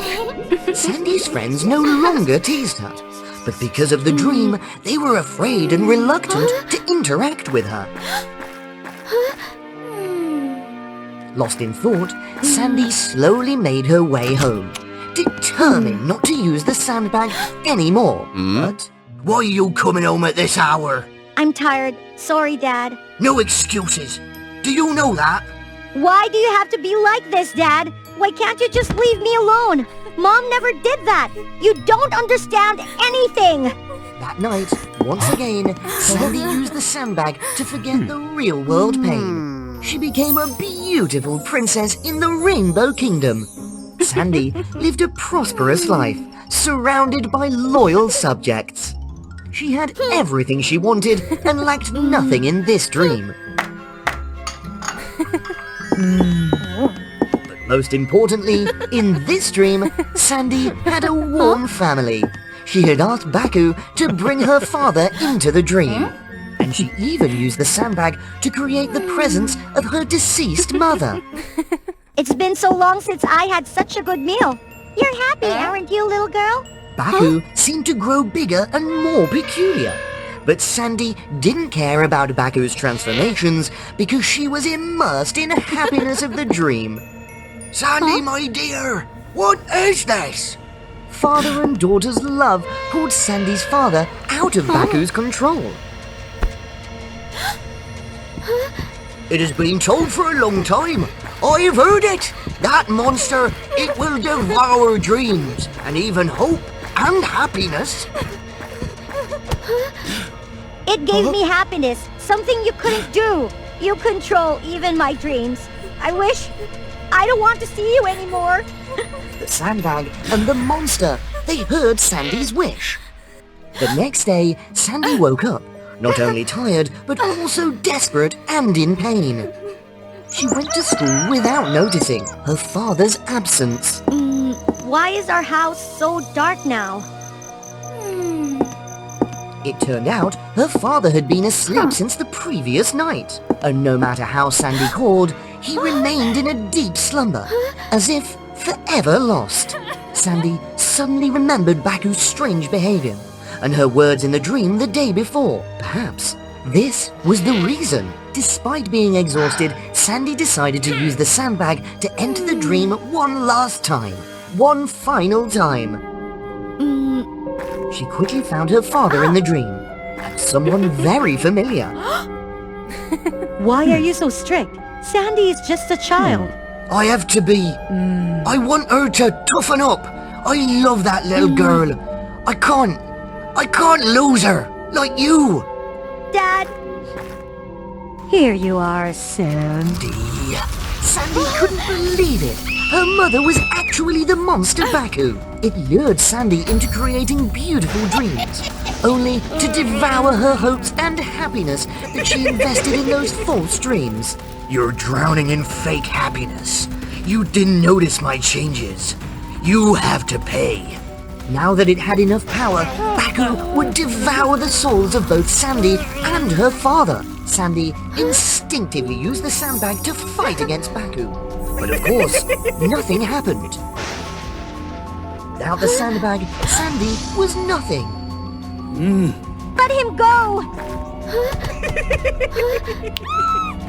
Desperation filled Sandy's eyes as she watched her father grow weaker and weaker.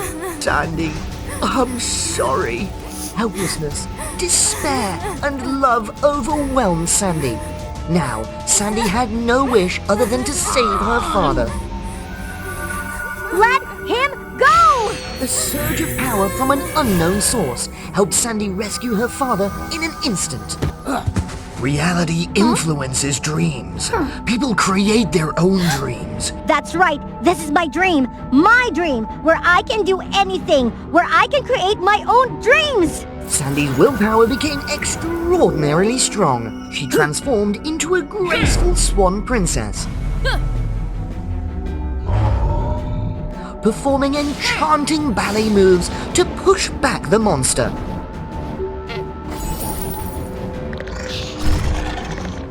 Hope and self-confidence surged within Sandy.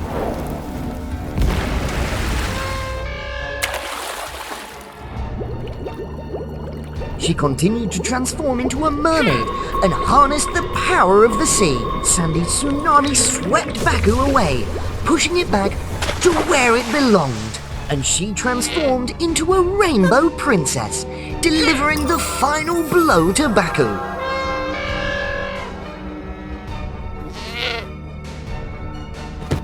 Take that! Sandy, my dear!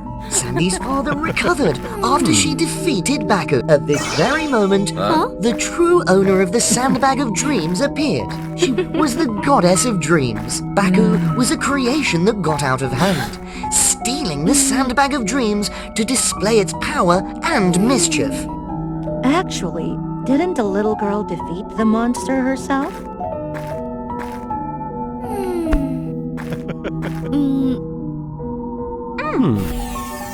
Sandy's father and daughter left the dream without knowing that Sandy's mother was, in fact, Baku. It was the goddess who transformed into Baku to help Sandy have confidence in herself. After the dream, Sandy's father understood his daughter better. Sandy also understood that instead of escaping into illusions, she had to face difficulties with courage. That's my friend! I study with her! She's amazing!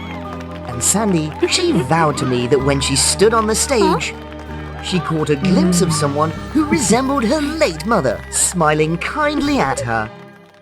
Mom and Dad don't love me anymore. Come in and play. It's even more fun in here. But first, you have to hit the subscribe button for WOA Fairy Tale.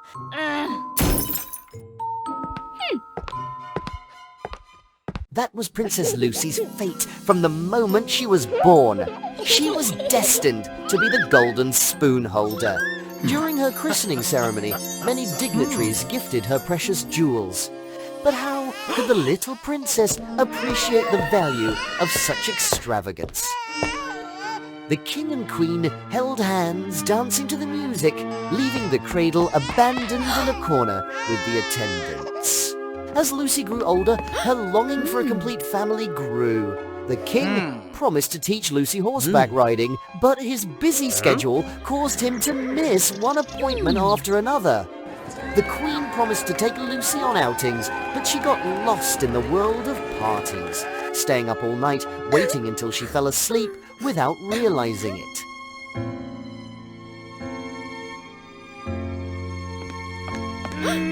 Can't you spare some time for me, Mom and Dad? Your mother will take you out, okay? Why does it have to be me? You do it. They shifted responsibility and blamed each other, making Lucy even more miserable. Lucy's 18th birthday was approaching. Tomorrow is my birthday. I want to blow out the candles with you two. Is it already Lucy's birthday? How old is Lucy this year? Lucy was thrilled, but in the end, her parents couldn't fulfill her wish due to unexpected work commitments. The king and queen only managed to leave a letter and a cake. Lucy was disappointed. She wanted to find a place to cry where no one could find her. She ran to an old warehouse and suddenly stopped. Some force was calling her inside. Curious, Lucy found a mirror covered with a cloth, surrounded by cobwebs and dust. Lucy pulled the cloth off, and she was startled to see a reflection of herself as a completely different person. Hello, Lucy. Why? Are you in there? I'm Charlie, the one who lives inside this mirror. I have no friends, no family, and I can't leave here. That's just like me. Princess, do you want to explore in here? I have a gift for you. It will make up for the pain you've endured. Besides, the time in the mirror world lasts only an hour. You can go back home anytime. Lucy also wanted to go to a place where no one could find her, so she agreed to Charlie's invitation.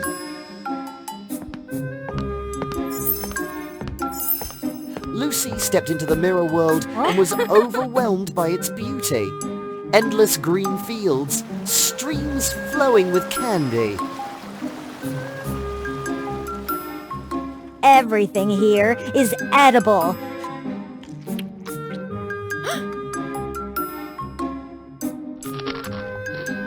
It's so magical. Charlie led Lucy to a castle that looked just like the one she lived in. This is the gift I'm giving you. Time is starting to pass. As Lucy entered the castle, everything felt familiar. The king and queen were there as well. However, the difference was that the king and queen were made of bones. My daughter.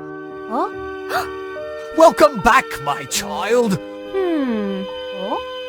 The king and queen organized a birthday celebration for Lucy, and they all blew out the candles together. Lucy had never experienced such a warm and happy birthday.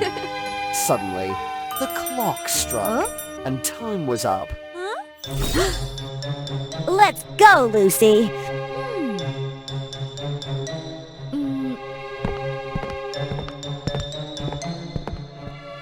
In the real world, the king and queen expressed regret for not being able to attend their daughter's birthday.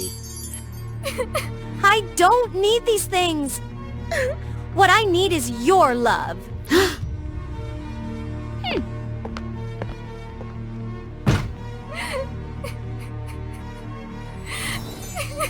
I wish I could go back to the mirror world. At night, Lucy secretly went to the warehouse to meet Charlie, and Charlie took her back into the mirror world to see her bone parents. Back in the mirror world, Lucy was welcomed and treated with things she had never experienced before. The king personally planted a beautiful flower garden for Lucy, and the queen cooked delicious meals for her. They took Lucy on outings and had fun together.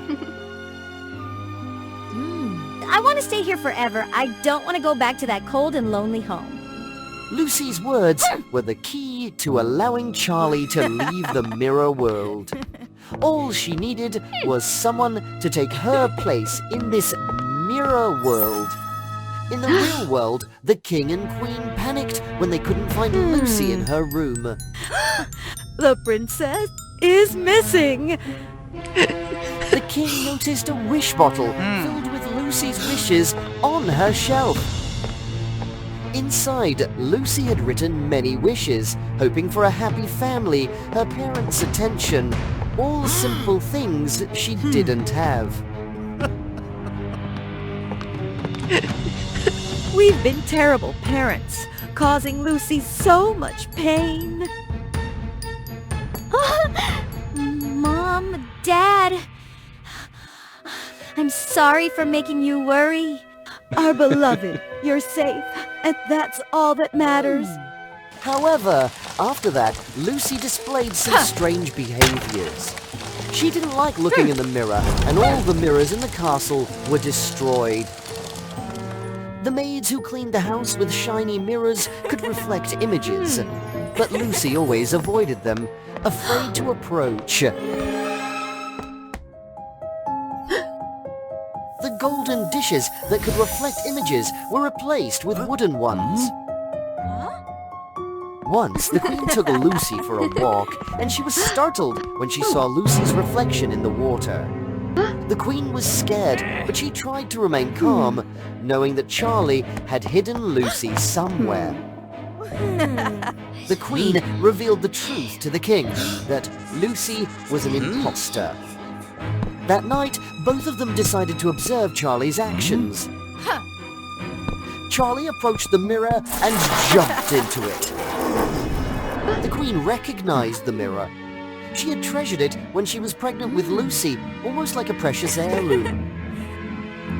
But later, they had acquired more beautiful mirrors, so they had thrown it into the warehouse.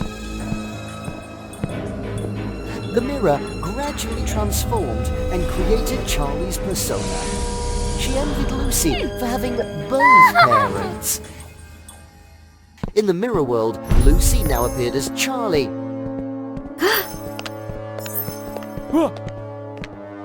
At this point, Lucy still had no idea that she was trapped there.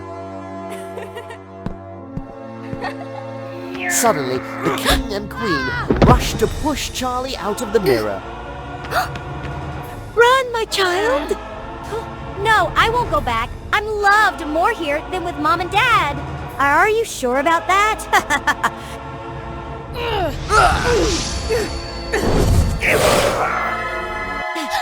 What's happening? Don't touch our daughter! Charlie, enraged, raised the mirror fragment to create another illusion, but the Queen struck her with a blow. Leave this place quickly! You won't escape. Lucy and her parents rushed to the mirror door connecting the two worlds. But the mirror did not display any swirling circle. Lucy looked at the virtual mirror fragment in her hand and plunged it straight into the mirror.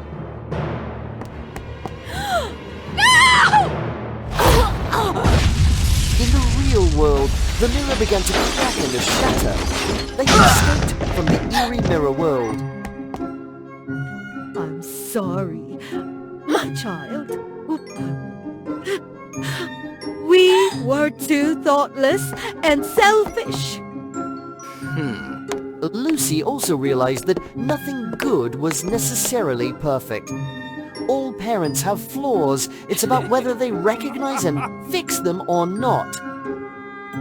The King and Queen, despite their imperfections, loved her unconditionally. 500 years ago, there was a fairy world where extraordinary creatures, like fairies, monsters, and little witches, lived peacefully together.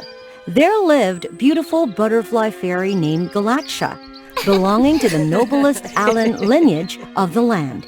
She possessed a pair of vibrant and splendid butterfly wings, along with a magical ability to control clouds and winds at her will. She was the only butterfly fairy in that world with such powers. Galaxia was the only daughter of the Butterfly King, who ruled the kingdom, and she was really pampered by her father. Not far away from there, in the land of Balan, there was a horse prince named Harold, living in an empire where the horse human race was the only esteemed lineage. He had horse ears that could hear sounds from miles away, serving as a weapon to determine the direction of invading enemies. His exceptional hearing had helped him win many battles on the battlefield, earning admiration from his people. Harold was also the only prince of the horse-human emperor, destined to inherit and rule the empire, making him the pride of the Balan emperor. Galaxia and Harold met during a diplomatic gathering between different nations, aiming to promote cooperation and peace. At that time, Galaxia grew bored with the parties filled with discussions of high-ranking positions, so she disguised herself as a celestial butterfly and flew away from the event. Unexpectedly, Galaxia was attacked by a fierce scorpion, causing her injury. Just as she was about to face death, the talented Prince Harold appeared in time to rescue her. That meeting sparked an immediate attraction, and they began talking with each other. They discovered they shared many common things, both being the only princess and prince of their respective lineages, resulting in loneliness as nobody dared to befriend them. Beautiful Galaxia! Thank you for appearing in my life! It seemed like a love story that would garner much support, but things took an unexpected turn. Their love was not accepted by their families. The Butterfly King harbored hatred for the horse-human race, as they had previously invaded and devastated his kingdom. The horse-human emperor looked down upon magical creatures, blaming them for resisting and weakening the empire of the horse-human race. Their families forbade their children from interacting, threatening war if Galaxia and Harold didn't comply. Father, please accept our love. Harold is the only one I truly love. The Butterfly King, angered by his beloved daughter's defiance, locked Galaxia in her room. Unwilling to give up on their love, Galaxia and Harold decided to secretly escape from their families. They sought out a spider witch capable of time travel through the threads she wove with her magical silk. Galaxia and Harold expressed a desire to understand why their families harbored such hatred. The witch agreed to help them, using her spider silk to project images of 500 years ago. A dense forest appeared, depicting a life where magical creatures and the horse-human race coexisted differently from the present. Butterfly fairies couldn't fly to the sky, but could hop on beautiful flowers, relying on dandelion stems as makeshift wings. In the past, all butterfly fairies could control the wind, but over the years, only Galaxia retained this ability. Could it be that they had been cursed, causing the butterfly lineage to lose their inherent abilities? As for the horse-human race, they had sharp ears and could run as fast as the wind, jumping high like birds. They were brave warriors, always ready to fight against any invaders of their territory. They were also hot-tempered and rough, often arguing and fighting over trivial matters. Nevertheless, they still possessed a soul that yearned for a peaceful life. As Galaxia and Harold delved deeper into their respective lineages, they struggled to understand why their families held such animosity. It turned out that 500 years ago, the Butterfly King and the Horse-Human Emperor were close friends who fought against a formidable enemy, a giant dragon. Although people believed the dragon had been completely destroyed, it was still alive. The dragon used shape-shifting magic to become the Horse-Human Emperor, approached the Butterfly King, and harmed him, imparting a dangerous toxin. That toxin turned the Butterfly King ferocious and malicious, breeding hatred for the horse-human race, whom he believed had betrayed him. With a relentless desire to annihilate all lineages, the dragon passed on this toxin to the descendants of the Butterfly King, causing transformation and gradual weakening of their abilities. So it was because of that our lineage lost the ability to control the wind. Everything was out of control. The Horse-Human Emperor had indeed tried to prevent the Butterfly King and persuade him to stop the war. But the Butterfly King didn't care about what the Horse-Human Emperor had wanted to say. You are a traitor! You're unworthy to live on this world! Saying that, the Butterfly King continuously attacked the Horse-Human Emperor, who had no choice but to counterattack. They became embroiled in a fierce war, turning their once friendly nations into bitter enemies. Galaxia and Harold were shocked and felt deep regret for their families.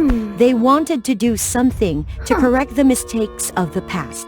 They sought the help of a witch to take them back in time using her magical threads. Please take us back to the past. We cannot let our nations become enemies.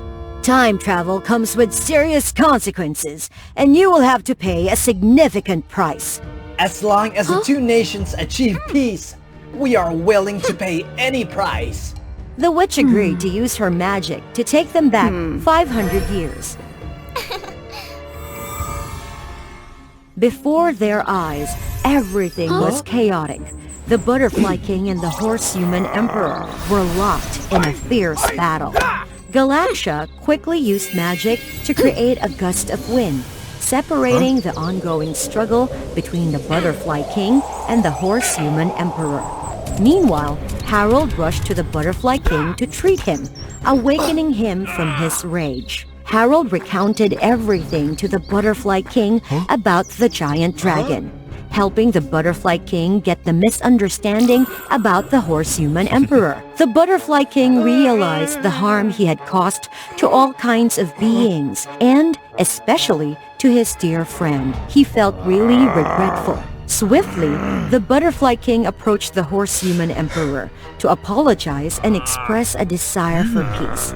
The Horse-Human Emperor also forgave the Butterfly King, and together they ended the war. While everyone rejoiced in the return of peace, the dragon suddenly appeared with a malicious expression. It spewed out fiery flames, angrily incinerating everything around. Harold, with years of battlefield experience, used all his strength to fight the giant dragon. However, the dragon was too powerful and he couldn't defeat it alone. In the most critical moment, Galaxia timely protected him but got lightly injured herself. Seeing his beloved hurt, Harold became enraged and used all his strength to attack the formidable enemy.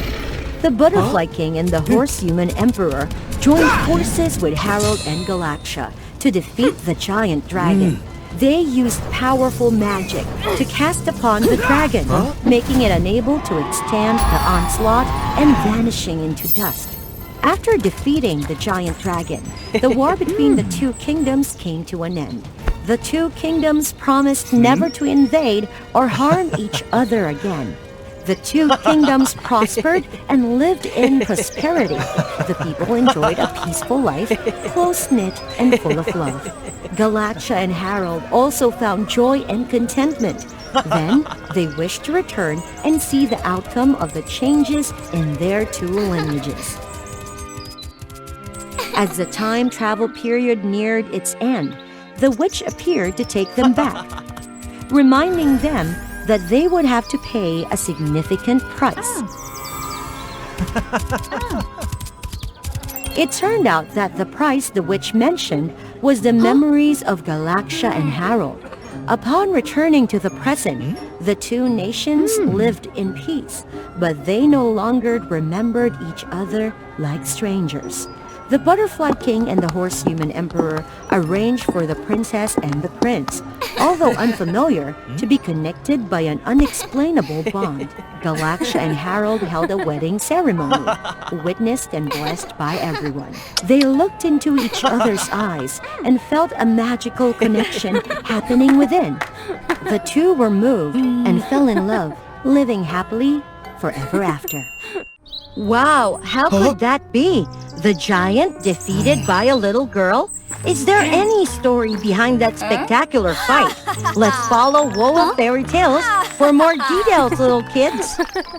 Once upon a time in a peaceful village, where people had a prosperous life, there lived a girl named Alva, who was isolated by everyone. The villagers all stayed away from her because they were jealous of her outstanding intelligence and beauty. Poor Alva had no friends, no relatives, so she had to live in a ragged house on the side of the forest. She could only read books every day. The villagers lived by peacefully until one day there was a giant appeared.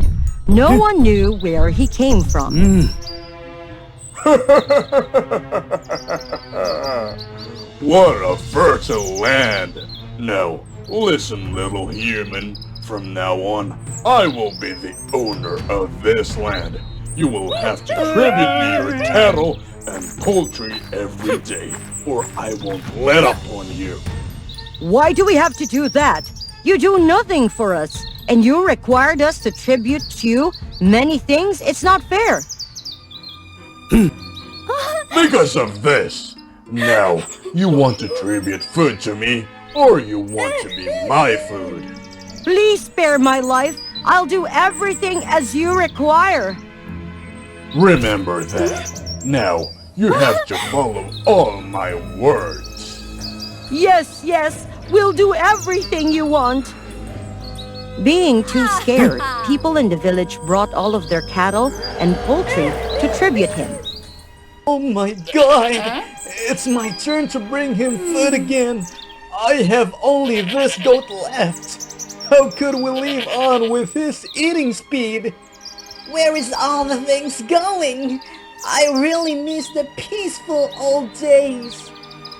Time kept going, day by day. The villagers had to tribute him all their food, until one day, they got nothing left.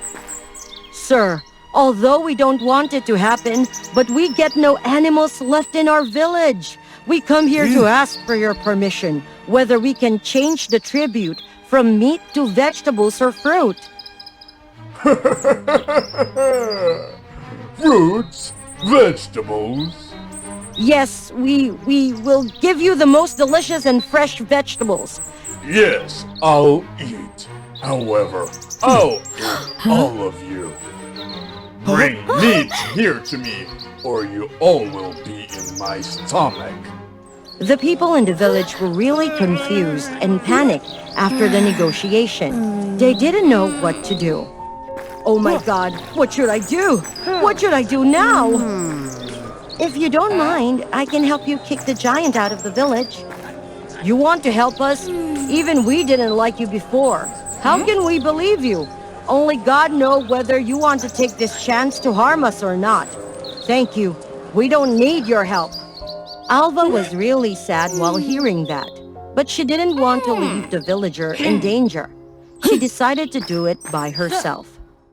Alva came back to prepare a black rope, a grand shell, a little oil, a torch, and a sickle. She brought all the things to a cave, which located near the giant's place. She prepared everything and waited for the chance. At that time, the villagers could think about any other way. They had to flock to the giant's cave to have another negotiation. I warned all of you, but you didn't know who you are. Now, I will make all of you reunite in my stomach! While the villagers were crouching down in fear, there was a loud roar from the nearby cave, attracting the attention of the giant. Who is screaming out there and waking me up? Who are you? How dare you be bossy like that? I'm the Giant Lord, the greatest giant in this world. Stop bragging! I don't believe that there is any giant who is bigger than me. If you say you are the Giant Lord, then prove it! Alva held the torch, poured a little oil into it, and blew it hard, making the fire go out of the cave. How? Scary, huh? I just need a scream. It's enough to burn you out. I still don't believe. Just a small fire. It cannot prove anything. So keep your eyes open wide and see. Just one of my hair can squeeze you, making you immobile. I don't believe. Your hair can do nothing to me. I just need to move my arm. It will be cut off immediately. Alva raised her touch and placed the sickle before it. The shadow of the sickle on the cave wall looked like a giant nail. So look at it carefully. Just my sharp nail can beat you up and teach you a lesson. The giant was really scared. He hesitantly came closer to look clearer at the nail. Unfortunately, Alva was so careless that he could see half of her body revealed behind the rock. Knowing that he was fooled, the giant quickly rushed to the cave. He rushed there to attack Alva, making her dodge in panic. Alva came up with an idea. She threw the torch towards the giant, making him startled and step back. Then Alva could run out of the cave. Seeing Alva getting out of the cave, the villagers realized that Alva had ignored all the dangers to find a way to save them. They were touched and regretful. Together, they stood in front of her to cover and protect Alva. They used the logs and threw it towards the giant, making him hurt and move backwards. Alva looked around and saw that there was a lot of vines. She picked them and told the villagers her plan. Everyone, move aside and throw up the vines to tie him up. Following her words, they moved aside, threw towards the giant to tie his legs, and called each other to pull him down. After pulling him down, together they came closer to tie him up. As you see, we are small, but when we unite together, we could easily defeat you. If you were smart, you'd better stay away from here and don't ever think about bullying anyone anymore. If you don't do that, we will never let up on you. Yes. I will listen to you. Then Alva untied him after escaping from the vines.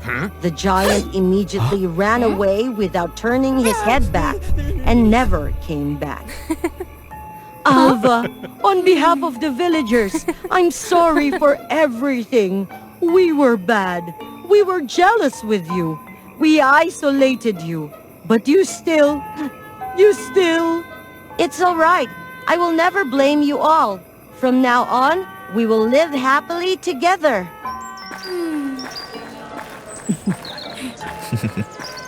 They also helped her build a small house in the village. From that moment, they lived happily together forever after. Beautiful Princess Psyche, the youngest princess loved by the king. Princes of neighboring countries eagerly asked to marry her with countless precious wedding presents, but Psyche still refused. She wanted to find a true and sincere love. One day, Psyche was absorbed in following a 7-color butterfly and got lost deep into the forest. Suddenly, from the bushes came a very scary sound. Psyche worriedly ran away, but unfortunately, she was tripped over a tree branch and fell to the ground.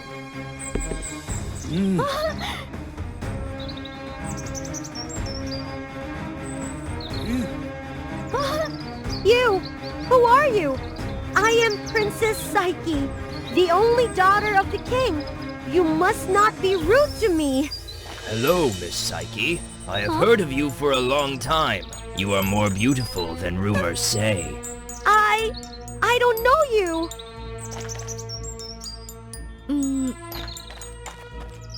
Van stretched out his hand. The vine sprouted and curled around the princess. Help me! Help me! A young man appeared out of nowhere, shot an arrow into the vines, causing Van to scream in anger. Who dares to sneak a shot at me?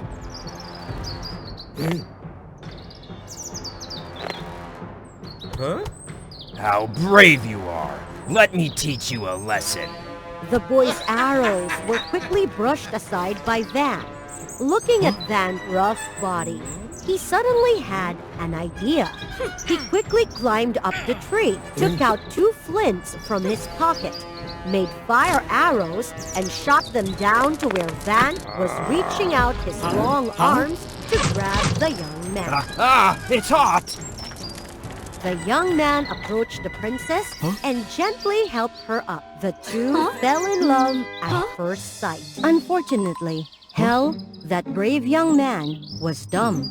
Hel took the princess back to the palace and said goodbye. From then on, Princess Psyche often hid from the guards to sneak out of the palace to walk with Hel. Even though they couldn't talk, they both understood each other's heart. Then one day, just returning from the palace, Psyche received news like a bolt from the blue. Van brought the princess's bracelet to propose. This is our betrothal, Your Majesty. She has agreed to marry me. In Wales, As long as a girl gave something of hers to a man, it meant that she had agreed to marry him. Psyche froze, checking her hand, the bracelet probably falling when she tried to chase Van away. The only person who could testify for her was Hell, but he was dumb. The pained Psyche could only cry and lock herself in her room. The king loved his daughter very much, but there was nothing he could do to save her from this marriage. The news of Princess Psyche's marriage quickly spread throughout the kingdom. Hell heard about it and went to the palace to testify. Because he couldn't speak, the soldiers stopped him right from the gate.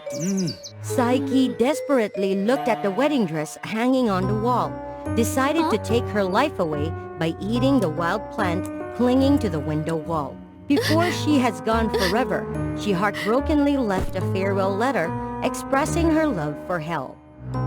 Meanwhile, Hell quickly disguised himself as a guard and sneaked into the princess's room.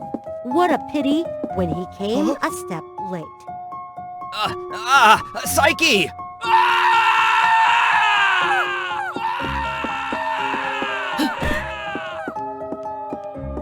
The king looked at his beloved daughter, who had left the world in pain, and he collapsed. Please take care of her body. I will find the goddess of life and ask him to connect her lifeline. Hell overcame thousands of waves to reach the sacred tree, where there were 3 goddesses of life: goddess of past, goddess of present, and goddess of future. Please tie Psyche's lifeline. I will pay any price for you to do it. But all 3 goddesses shook her heads in denial. We can't interfere with human life. You had better go home. Go to the underworld, steal the box containing the fire of Psyche's life. But it is forbidden to open that box in the middle of the road. Remember to bring a piece of cake for the 3-headed mastiff when you go through the gate. Hell bowed his head in thanks to the goddess of the past and began his journey to the underworld again. Hell alone climbed the pass and waded through the forest in the dark to reach the underworld, where people were afraid just hearing the name. On the way to the underworld, he passed through a forest, accidentally encountered a tiger trying to attack an old woman. He immediately raised his bow and shot. Thank you, young man. I have nothing in return. I would be very happy if you accept this little bread and honey from me. Oh, this is exactly what I need. Thank you very much. Hell said goodbye to the old woman and went into the deep forest. A short distance away, he came across a witch who was being crushed by an old tree. Help me! Please help me! I give you this magic cloak. Put it on. You will become invisible. It can go anywhere if you give the order. When Hell had just walked to the door of the underworld, he heard the growl of the mastiff. Hell quickly threw a piece of bread covered with honey to the dog, causing the dog to obediently lie down to eat. Hell gently went deep inside, looking for a place to store the fireboxes of life.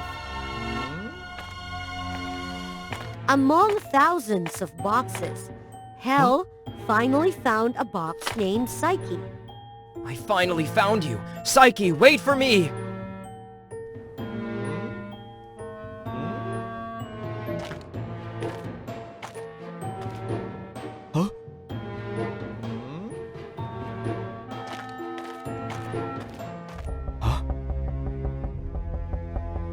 Hell, please release me! It's so dark in here. I'm scared. That's Psyche's voice. Maybe she woke up. Hell, it's too hot in here. Please let me go. begging you. I can't take it anymore. But the goddess of the past said I must not open this box. That's because she wants to lock me. Please, let me go or I won't be able to return to my body.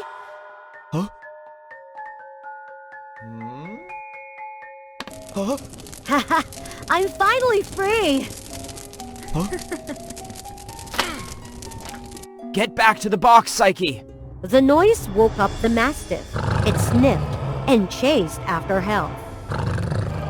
Hel was scared as he ran and tried to jump up to catch the fire, but unfortunately tripped and fell. His cloak came loose, revealing his body. Ah! His scream awakened the queen of the underworld. Close the door of the palace. Catch anyone who dares to come here to cause trouble. Hel was scared to see the flames floating in front of him, and quickly grabbed the cloak of invisibility and threw it at the fire. Cloak, quickly bring the flame to the princess. Psyche, I love you. The cloak heard Hel's command, quickly flew up, caught the fire of life, and quickly escaped from the slowly closing door.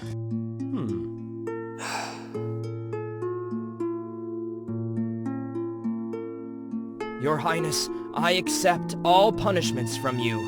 Very well. I will tell you the price of trespassing here. Hel was quickly tied to a hot copper pillar. Meanwhile, the cloak also brought the flame of life back to Psyche. The princess woke up to the amazement and joy of the kingdom. Unfortunately, when she returned from the dead, she forgot all her memories, even Hel. Who am I? Where am I? Would Hel escape from the flaming underworld to return to the princess?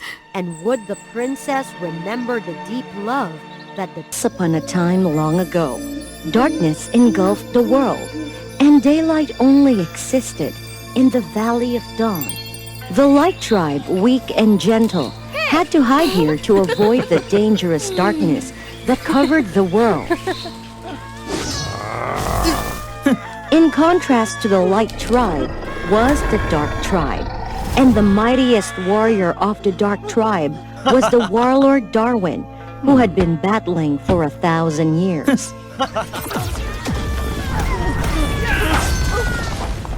Although not of royal blood, people respected him even more than the Dark King. It was because he was unwaveringly loyal and not driven by power. To keep Darwin, the king married him to Princess Luna, his beautiful daughter.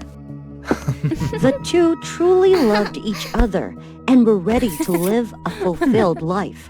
However, tragedy struck just before the wedding ceremony. While Darwin was out fighting demons to expand their territory, he fell into a trap set by his close comrade, Heaven. Caught off guard by both his comrades and the demons, the Dark Warlord couldn't resist.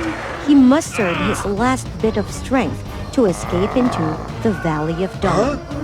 No need. Falling down there won't be pleasant. If you want to know what happens to him, subscribe to the WOA Fairy Tales channel. Hey, that's my job. The demons couldn't overcome the protective border of the Valley of Dawn and had to retreat. Kevin was right. Darwin lost his wings and couldn't move his legs. He couldn't do anything except wait for his life to end. So, this is the end? It's better than this. But fate had other plans for Darwin. Sunny, a light fairy, happened to be passing by while collecting morning dew. Despite being rejected, her only concern was to prolong the life of the injured one in front of her. Drink this morning dew and you'll feel better. To the point where the weak light fairy even dared to share her dew with Darwin. What are you doing? Leave me alone. Just a little longer and your friend will come to help. I never expected to be carried by a weak fairy like you. I'm a stranger. Why don't you just leave me be? A stranger who doesn't know you? You're the Dark Warlord Darwin. Your fame echoes throughout the Valley of Dawn. You're the only Dark Warrior who never looked down on us. When the Light Border weakened, it was you who helped us drive away the demons.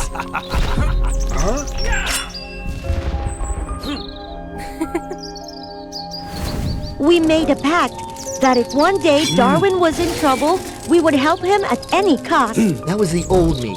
Now, I'm just weak. Don't think that way. Your goodness is always there.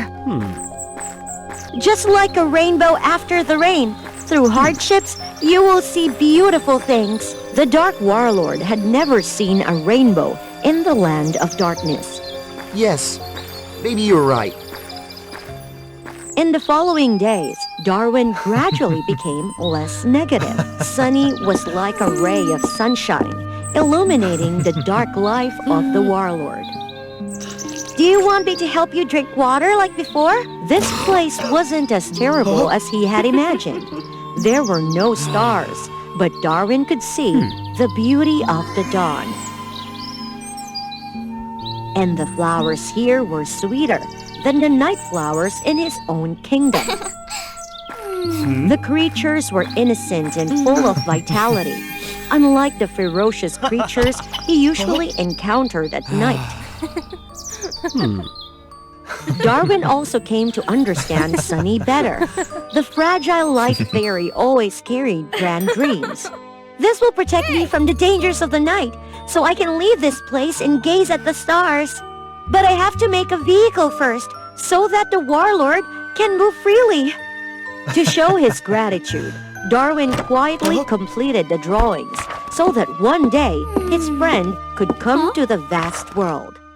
While Darwin sought refuge in the Valley of Dawn, Kevin spread the news of the Dark Warlord's defeat everywhere, and the king had no choice but to give his daughter to the second strongest person in the kingdom, who happened to be Kevin. Princess Luna strongly objected, as she was devoted to Darwin alone. But when she arrived at the Valley of Dawn, all her feelings for the Dark Warlord crumbled. She realized that the undefeated champion, with the sky on his head and the earth beneath his feet, was the one she truly loved, not the crippled figure sitting there. Hey! Why do you need the help of a weak light fairy? I've lost my wings and my legs, and not the same as before. I will marry Kevin. I came here to inform you. The warrior's heart shattered in despair. As long as she's happy, congratulations to her. Sunny witnessed everything but couldn't do anything else. She sat by his side, providing the most comforting presents, letting Darwin know that she would always be there for him. These flowers, they are truly beautiful. Yes, they are always like that. In the following days, they acted as if nothing had happened. Sunny no longer spoke much about leaving the valley. Both of them continued their peaceful lives without disturbances. Hey! And their eyes spoke volumes, indicating that something had changed between them. Everything would have remained calm, if not for... The solar energy is weakening again, and the demons will break through the barrier. We need to finish your vehicle. After many days of effort, Sunny completed the vehicle for Darwin. With this vehicle, you can move easily. Oh no, there are still few drawings. But the solar border was already gone, and now Darwin was burdened by it. Sunny had to leave her creations behind. Sunny didn't notice the helplessness in the eyes of the Dark Warlord. This time, the light inhabitants were aware of the impending attack and took shelter together. Where is Darwin? Where is he? Has anyone seen him? Oh no, the demons have arrived! Who is sitting in front of that cave? Following the remaining traces, Sunny ventured out of the cave. She saw a mighty warlord confronting the demons. Who took away your wings and legs, Darwin? Enough time for jokes. Charge! But somehow, despite their combined strength, the demons couldn't defeat the scarred dark warlord. It's impossible. Last time? This time, I don't have any allies like before to help you. Although he lost his majesty, Darwin still possessed his indomitable spirit and the gem that contained the power of darkness within him. The gem? It's so powerful! That's the reason! Never again will I harm the Light Tribe. I will give you this. No! Don't do it, Darwin! Losing the gem! You won't survive! It doesn't matter, as long as you're happy. I am no longer myself, no longer courageous. If I live like this, I will only know suffering. Is that you? You are the gentle ray of sunlight, warming my cold and desolate heart. You still hold your dreams. I am the burden. I cannot bind you. It's my last breath. I will use it to fulfill your dream. No! No! No! The demons agreed to Darwin's request. The power of the divine warlord was undoubtedly greater than the small light spirits. Hit the gem with all your might. But the demons didn't realize that it was all Darwin's plan. The gem absorbed the life force of the demons until it couldn't contain the overwhelming power and exploded. The wicked demons were punished, but so was the warlord himself. Darwin! Oh my! Why? Why? The Light Tribe will be protected by the gem. You can go anywhere. I was right. A powerful gem will break the boundaries of day and night. Is that the sunrise? Magnificent! Look at the stars, for me, and for you too, Sunny. Farewell, my little ray of sunshine. True to her promise to Darwin, Sunny later traveled everywhere to witness everything on behalf of the Dark Warlord. She used her magic to recount the stories of Darwin, ensuring that he would live forever in her world. Thanks to Darwin, everything changed forever. Sunshine would appear all over the world. And when the sunset fades, the night will always return. Upon a time, there was a tale of a kidnapped princess and the kidnapper. Ah! But this time, who was the princess? I am the princess. Oh, the princess was a man. So who was the kidnapper? I am Bowser, but I am not the kidnapper. How could their genders be like this? Subscribe to WOA Fairy Tales to explore more. There was hardly any princess in the world as unlikable as Princess Peach, the princess of the Mushroom Kingdom. She was arrogant, vain, stubborn, and difficult to deal with. No one could compare. Then Peach faced consequences due to her personality. Desiring the magical crown, she offended a head fairy and fell under a dreadful curse. If you love the crown so much, let it stick to your head. As long as it's there, no boy will ever love you. I don't believe it. But Peach had to believe when the curse started to take effect. Out of respect for the king, the princess's father, the head fairy, offered a way to break the curse. Would the curse be broken when I meet a kind hero who accepts and loves me? If we talk about heroes, is anyone more famous than Mario now? His fame was legendary. making young hearts swoon. But meeting Mario is challenging. I heard that you need to schedule an entire year in advance. Don't worry, Father. Let me handle it.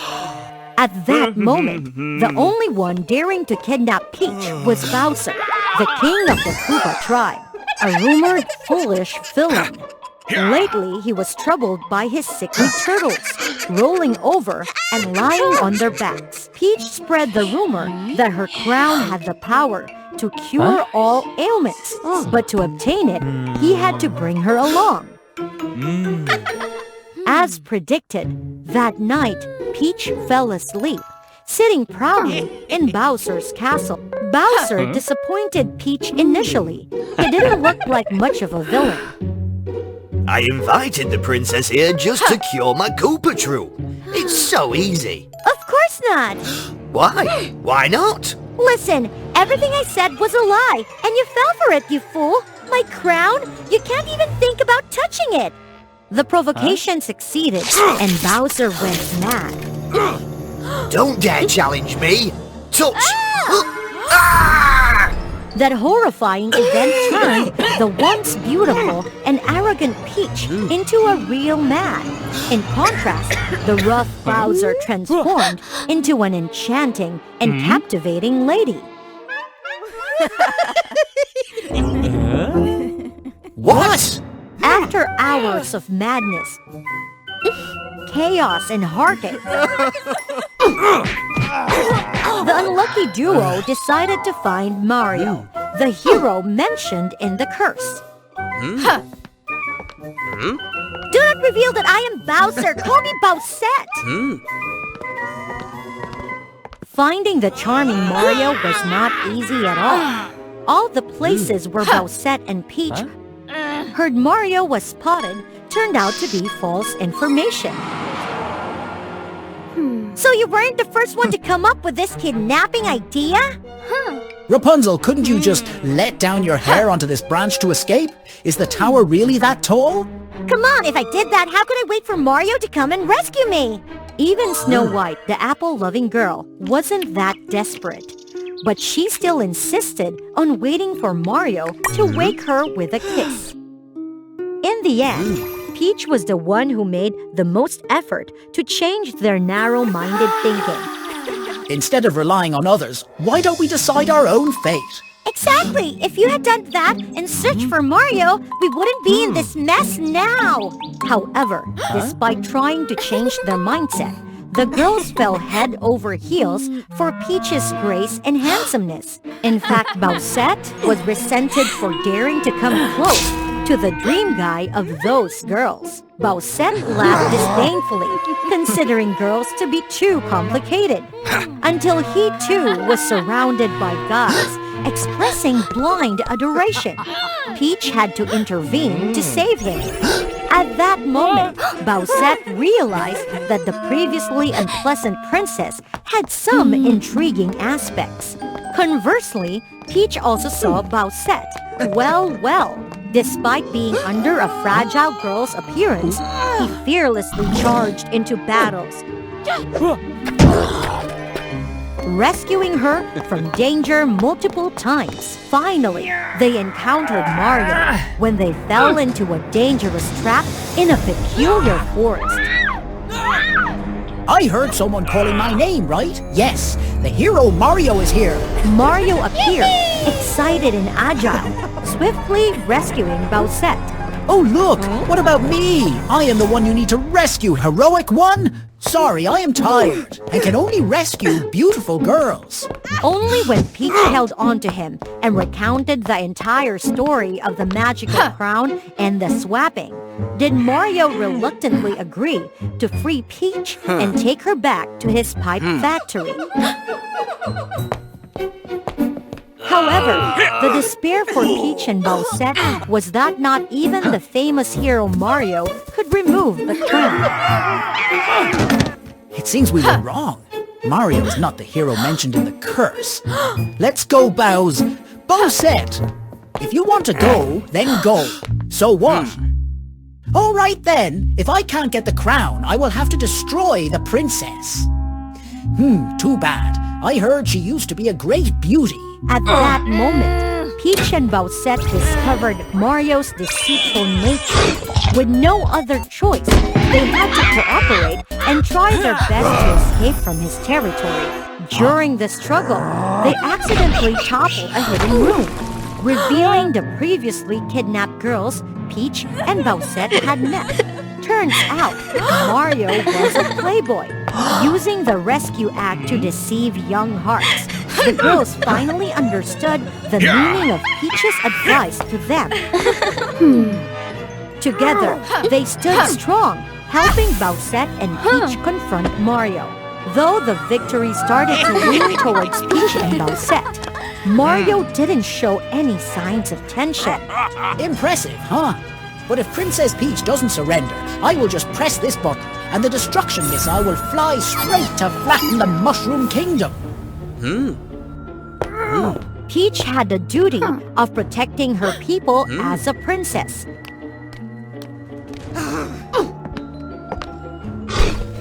No! Forgive them, and I will obediently listen to you. Fine. Even without those fake imitations, they are useless anyway. But you must give up all those inventions. Who knows what happens if you turn things around again? However, Mario didn't know that Peach still had one final item, the Super Speed Mushroom. Thanks to the Super Speed Mushroom, Peach ran like a storm towards Mario, snatching the remote control from him. Unintentionally, during the struggle, accidentally the control was pressed, activating the missile. At that critical moment, Bowsette bravely rushed to stop the missile, but it didn't change the outcome. In the face of danger, Bowsette bit his lips and removed his turtle shell. It contained all of his power, the ability to enlarge and envelop everything. Luckily, the turtle shell provided some protection, and the missile's explosion wasn't too devastating. We did it! We escaped! Bowsette is amazing! However, they couldn't celebrate for long, as without the turtle shell, Bowsette couldn't exist. What's happening? How can I be like this, Bowsette? For the first time in their long journey, they no longer quarreled with each other. You did great. I'm sorry. I can't continue to accompany you. Please continue on your path to break the curse. No! Without you, I can't do anything! Peach, do you remember what you told the girls? Each person can become a hero in their own life. I really like you. Miraculously, a bright line shone and spread everywhere. When the light faded away, Princess Peach returned to her beautiful appearance, and Bowser turned back into his imposing and powerful form with his shell on his back. And what about Mario, the fake hero? Ahem! He received a lesson from the girls and revealed his deceitfulness in front of all the people across the kingdoms. Wait, why was the curse broken? After their long journey, Peach and Bowser proved that even a proud and weak princess like Peach or a villain like Bowser from the rumors could become heroes. And their true love for each other left no doubt. Today's story concludes. Thank you for your support. Each view is a tremendous encouragement for us to create more interesting new stories. Don't forget, In ancient Greece, monsters of a kind were isolated by the terrifying... I just wanted to ask you all to subscribe to the WOA Fairy Tales channel. If only I could be normal like a human, I wouldn't want to be scary. Oh. Among the famous monsters, the most beautiful was... Welcome to the 16th birthday of Pink Medusa! Medusa, the most beautiful monster with pink snake hair and a gaze that could freeze others. Incredibly beautiful, confident, and glamorous. I wish I could be like her. I wouldn't be scary. So beautiful! It's worth risking sneaking in here. Medusa couldn't live without this fame. Today was also the day she said goodbye to everyone, as she was old enough to attend the school for gods and monsters. Finally, I can become even more famous, and the gods will notice me. But the divine and demigod students were not impressed by Medusa's beauty. Medusa was surrounded by bullet-like glances as she tried to approach them. Stop! Don't bully the new students! Fortunately, Perseus, the most famous demigod student, protected Medusa. Let me take you to the monster dormitory. Oh, all right. This is not our place. The gods hate monsters very much. You absolutely must not get involved with the divine or demigod students. Always as confident as a star, Medusa couldn't bear this discrimination. She hatched a plan to regain her shining glory at the welcome party for new students. Medusa used her snakes to take control of Cupid's bow.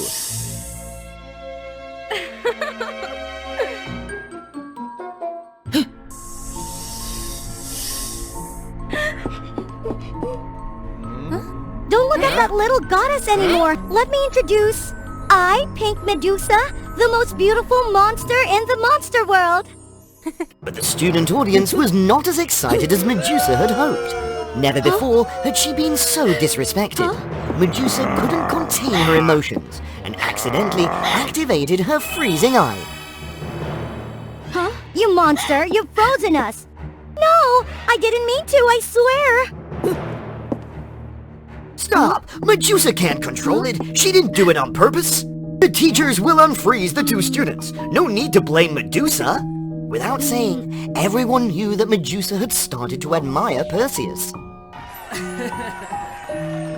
If he weren't a demigod, Perseus would have become a god on Olympus. He's so perfect that monsters should stay away, especially you! The disdainful glances from the gods and demigod students made Medusa realize that monsters like her couldn't be with Perseus. I wish I weren't a monster. What is it? Minotaur, Medusa's monster friend, couldn't understand why he suddenly caused chaos in the school. Perseus decisively lured the Minotaur out of the school, but he was caught in the monster dormitory. Fortunately, the pink monster appeared to rescue Perseus and the whole school. When Principal Athena heard about this heroic act, she arranged for Medusa to stay in the divine dormitory.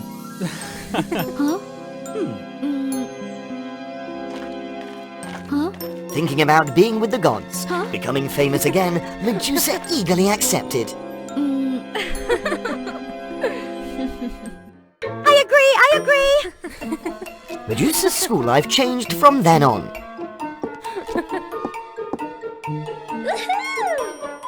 No one discriminated against Medusa anymore. She lived, learned, and played with the beautiful gods.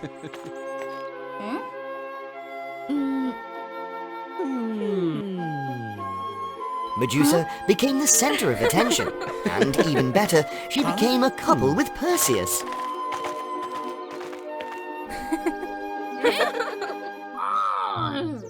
The brilliance made Medusa more arrogant than ever before.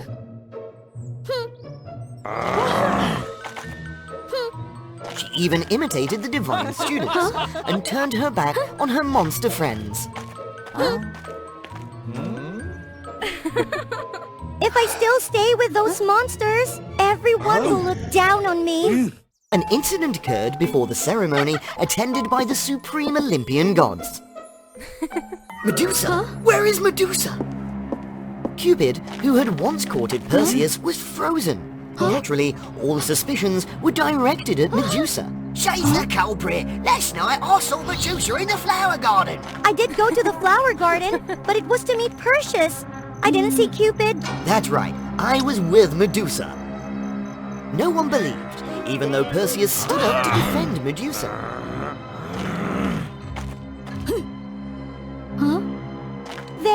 They always see me as a monster. Perseus reluctantly made a decision. He would keep Medusa's frozen eye. After the festival, Cupid will be unfrozen. Until then, she'll have to stay here. Huh? Don't let it go. Medusa probably understands who her true kind is now. Only monsters truly accept me. Why do I hate my own kind? I'm not even a god. Suddenly, there were strange screams from the festival. My eye feels cold. Could it be? I can't see! Snakes, guide me to where Perseus is!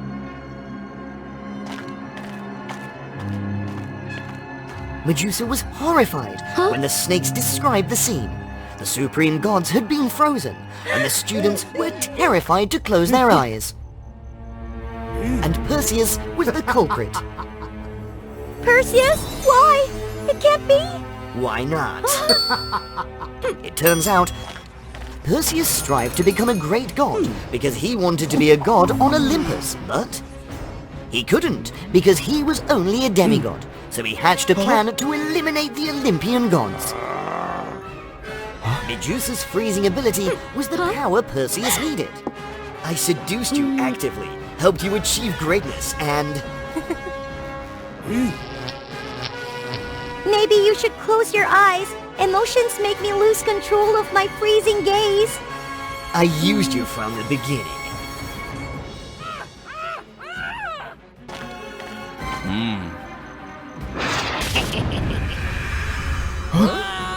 I almost got in trouble because your eye didn't listen to me.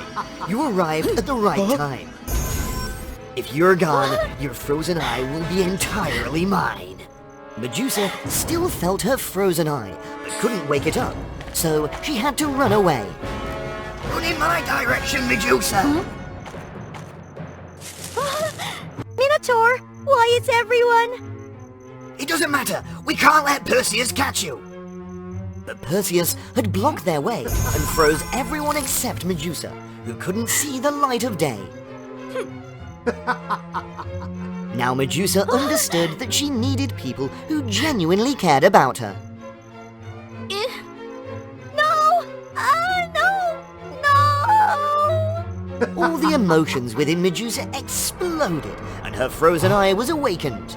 Perseus knew that the frozen eye had gone out of control, but it was too late. Medusa was hailed for stopping Perseus.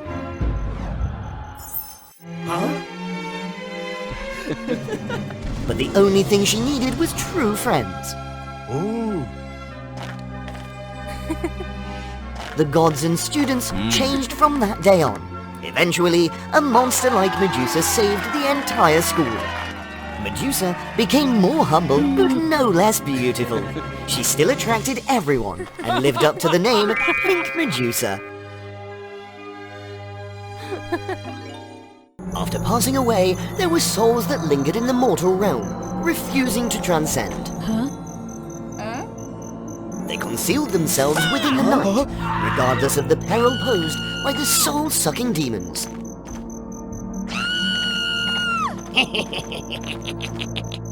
Hey you! Subscribe to the WOA Fairy Tales channel, little girl. That's my line.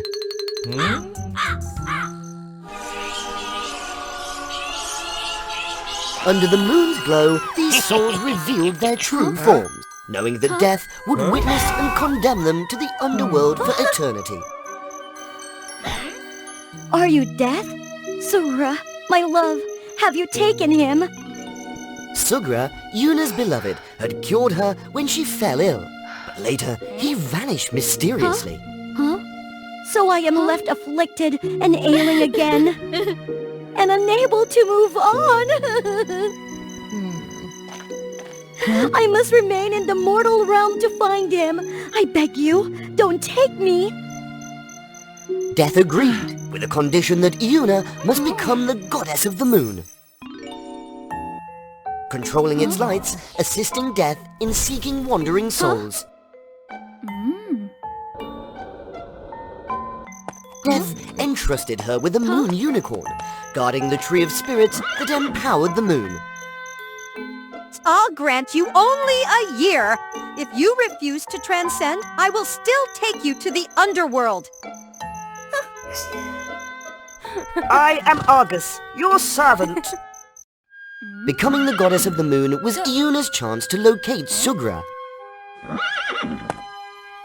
Swiftly, she learned to control the moon's radiance. Yet, wherever the moonlight touched, the souls eluded her. It took immense effort for Iuna to find her first soul.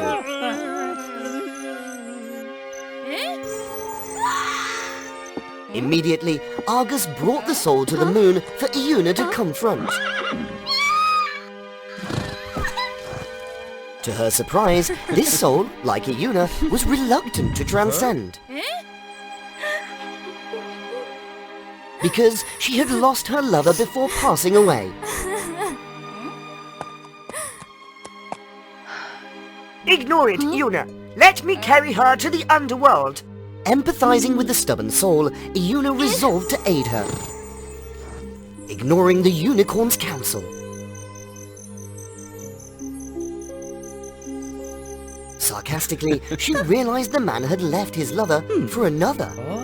Thus, Iuna couldn't help her find peace.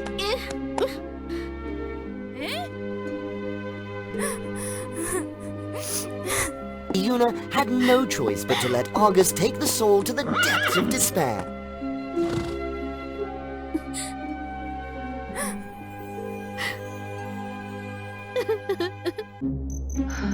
Such stubborn souls will never find transcend. I don't want to be like that. Give up your love. You can find peace and transcend. Iuna couldn't bear it.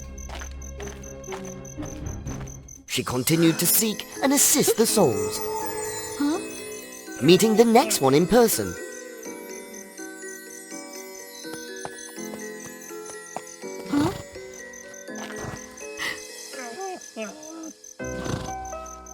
A man who couldn't bid farewell to his wife before passing away. Ignoring Argus's protest, Iuna was determined to help him.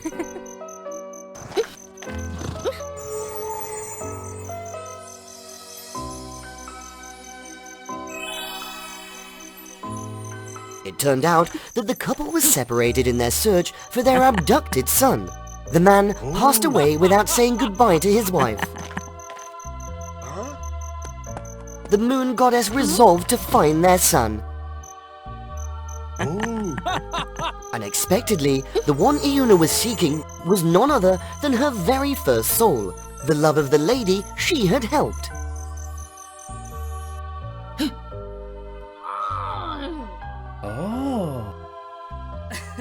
He had been cursed by a dark sorcerer and taken away. With Argus's help, Iuna rescued him and reunited him with his parents.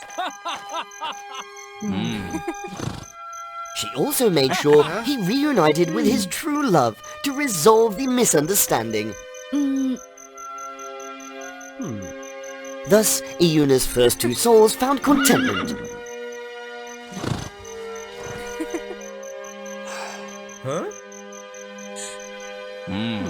Allowing them to transcend. See? They are not stubborn. They are suffering and lost. They're like me. They need my help, and I will never stop looking for my beloved. Iuna had proved that she was right. Gradually, Iuna and Argus became inseparable friends, despite... Listen to me. If you give up Sugra, you'll transcend, and you won't suffer anymore. I've already said I won't give up. As the one-year deadline drew near, Iuna helped numerous souls, but still couldn't find Sugra. And at this very moment... The moonlight is fading away. I can no longer illuminate the mortal realm. Has the moon tree withered? Isn't this the doing of the soul-sucking demons? Stubbornly, Argus refused to carry Iuna to the land of the demons. No, the deadline is approaching.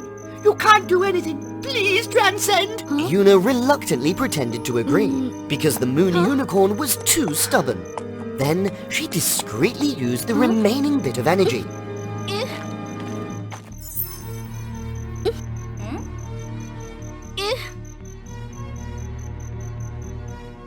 To fly down to the realm of the soul-sucking demons. The demons were surprised to see the moon goddess. They weren't aware of the withered tree. However, they wouldn't let Iuna go easily. The moon goddess had caused them much trouble. Just then, the moon unicorn arrived, timely rescuing his master. Yet Argus was unfortunate, falling victim to the demon's attack. And thus, Iuna discovered a horrifying truth.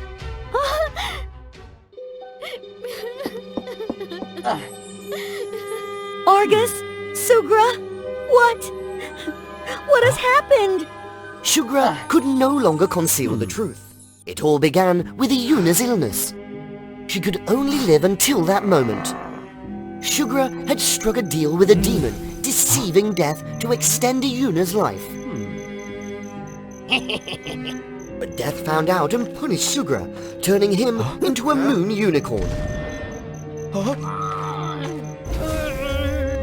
Guarding the moon forever. Iuna could never escape her fate.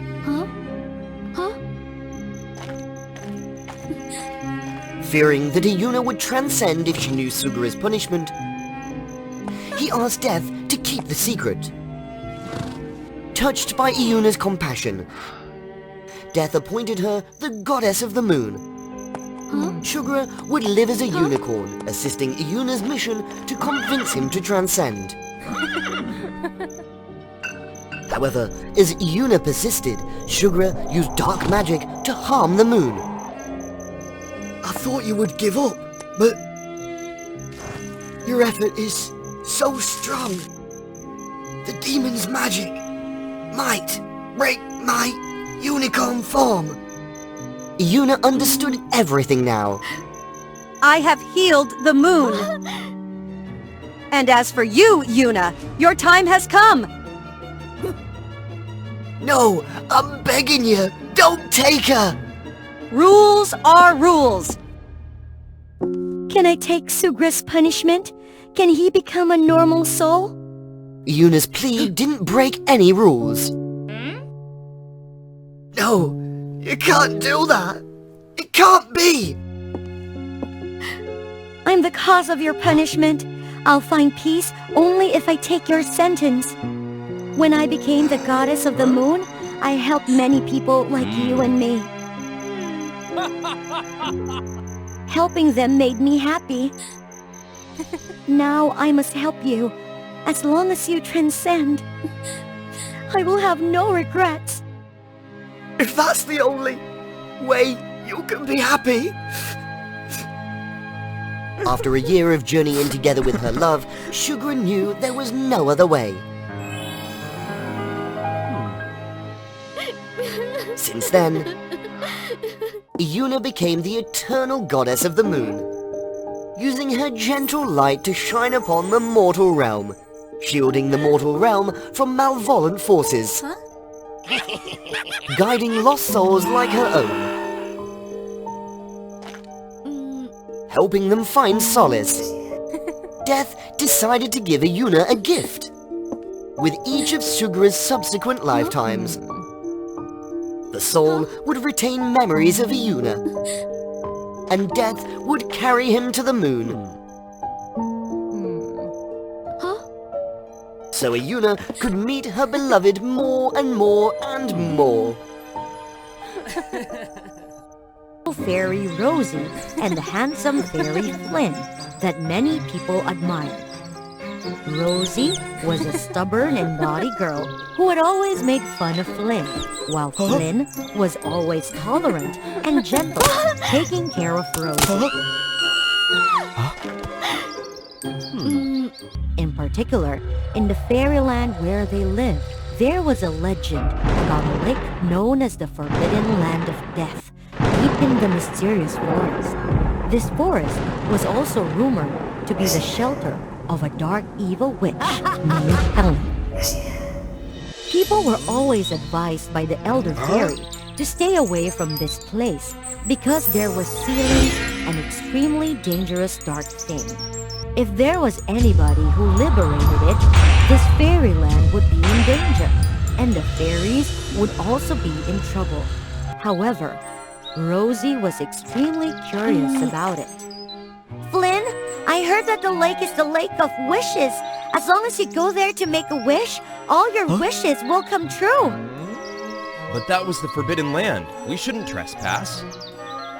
We are fairies. We have magic. What are we afraid of?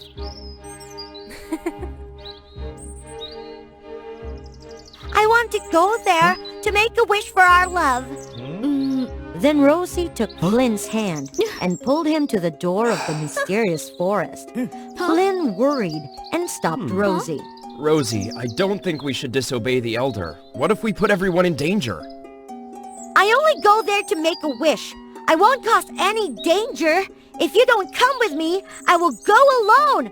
After that, Rosie ran away and walked through the door of the forest. Flynn worried and hurried to chase her. As soon as they walked through the forest, both of them were dumbfounded. In front of them was a wonderfully brilliant and sparkling scene. Oh, how beautiful this place is. Come on, Flynn, let's go to the Lake of Wishes. But the Elder told... Just a wish. It won't take too long. Don't you love me? Flynn helplessly followed Rosie to the end of the forest. Rosie. I, Flynn. We wish that we would love each other forever and ever. When their hands just touched the water surface, a black vortex rose from the bottom of the lake, bringing a terrible laugh. Finally, I'm freed! Suddenly, the forest became dark. Black smoke spread, and the witch with a sinister face appeared. Who are you? Where did you come from? Me? I am the one who was sealed by your elder fairy for thousands of years in this cold, deep lake. Just now, I was freed by the two of you.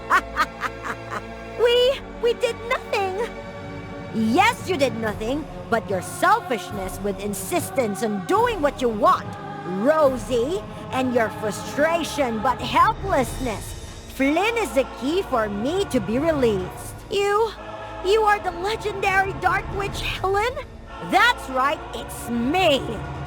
Hearing that, Flynn worriedly pulled Rosie's hand and ran away. Wanna run away? It's not that easy. Rosie angrily turned around to fight the witch. But before she could do anything, a huge bolt of magic rushed towards her. Help me! Flynn, wake up! It was my fault. I am so selfish. This guilty feeling of yours is so great! The more negative emotions you have, the stronger I become. You are so cruel. Evil is the power of strength. Remember the old days? I used to spread fear and jealousy to this fairyland, making the fairies riotous and turn to slaughter each other, which helped my strength increase enormously.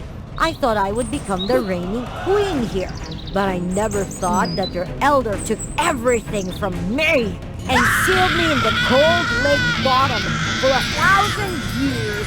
How lonely it was. Because you deserve it. A person like you will be alone for the rest of your life. Then all of us will be trying the taste of solitude together. And it will start with you. Watch me. The witch shot magic at the two of them. But to her surprise, her magic was repelled by their love. Impossible! That is the power of love! which you can never have. That is also the thing that broke your seal. Negative emotion has no power. I tell you what power is. Yeah! After saying that, Rosie tried her best to shoot magic bolts at the witch, but her strength could not match the witch's dark power. Are you confident about your love? Then I will use Flynn to practice magic and make Flynn hate you! That hatred will make me stronger than ever. And you will have to suffer excruciating pain. Wait and see! Rosie panicked and ran to Flynn, but it was too late. The witch took him away. Flynn! Flynn! Oh, my Flynn! Rosie was extremely regretful and worried. Because of her own impulsiveness and selfishness, she had put Flynn in danger, and the safety of the fairyland was also threatened. Rosie hastily flew over to beg for the elder's help. Elder, please help me. I broke the seal and freed the evil witch Helen. She took Flynn away. What do you say? Helen is freed? I only went to the forbidden land of death to make a wish. But who would have thought about?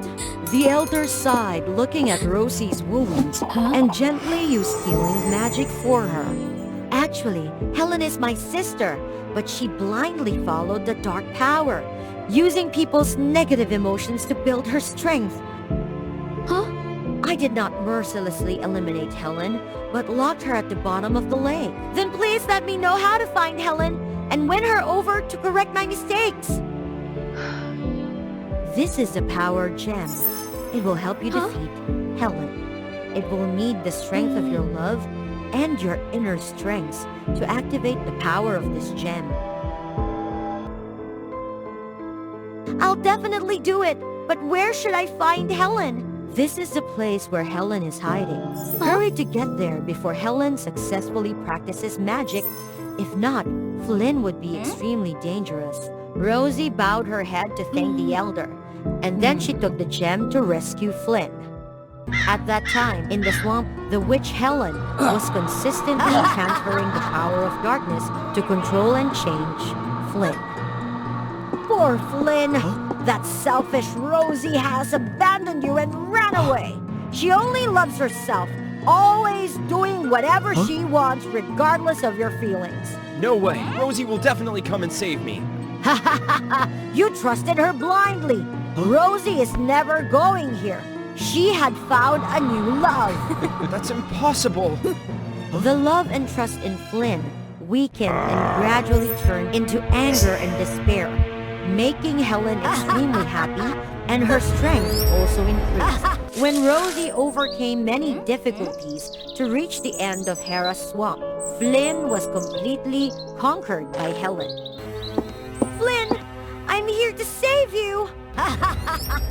Sorry, you're too late. Now let's see the strength of your love. Flynn, quickly destroy Rosie.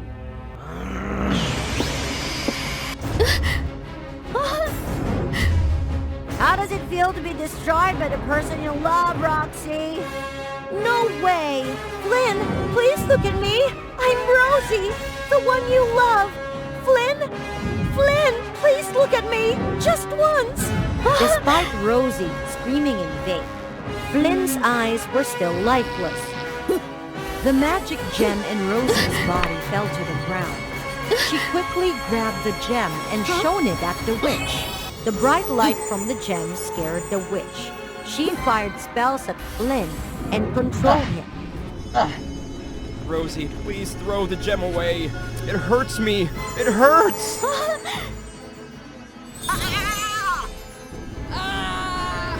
What should I do, Flynn? I don't want you to suffer at all. Because of the one I love, I lost my only chance to eliminate the evil witch. Flynn looked at Rosie's tormented eyes, as if his eyes were shining with love. He slowly walked up to her and called softly. Rosie! My Rosie! Helen, seeing this, panicked and used magic to fascinate Flynn. Flynn, she was just acting. She deserves it for leaving you. Rosie looked into Flynn's eyes and felt his love. So she was very emotional and rushed to Flynn and hugged him. You recognize me, don't you? You remember me, don't you? We were hand in hand and made a wish in the Forbidden Lake that you would have always protected me. Flynn, I love you. The kiss from that intense pure love awakened Flynn and freed him from the dark magic of the witch.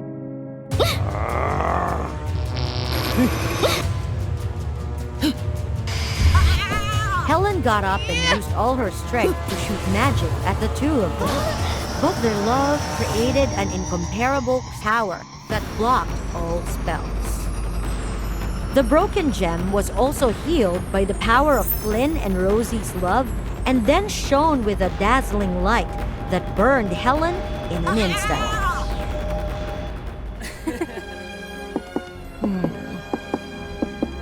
The two returned to the fairyland and gave the gem back to the elder. They were agreed to hold the wedding carefully by the elder. On the day of the wedding, the elder gave the magic gem to Flynn and Rosie. Your nose out, or your life ended. That's what stupid wizards describe this place? In the wizarding world, when we reached adulthood, we all had to go on a quest to assess our ability to become a true wizard. If you did not pass, you would have to leave the wizarding village to live in this gloomy swamp.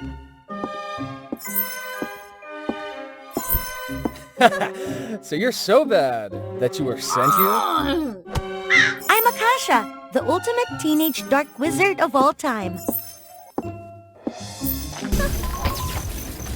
I'm just kidding. What a hot temper. Wait for me. Let me go to the human world with you. So what is the quest to access a wizard? Help people make their missions come true. Huh? I remember you have no love for humans. Just wait and see. It'll be fun.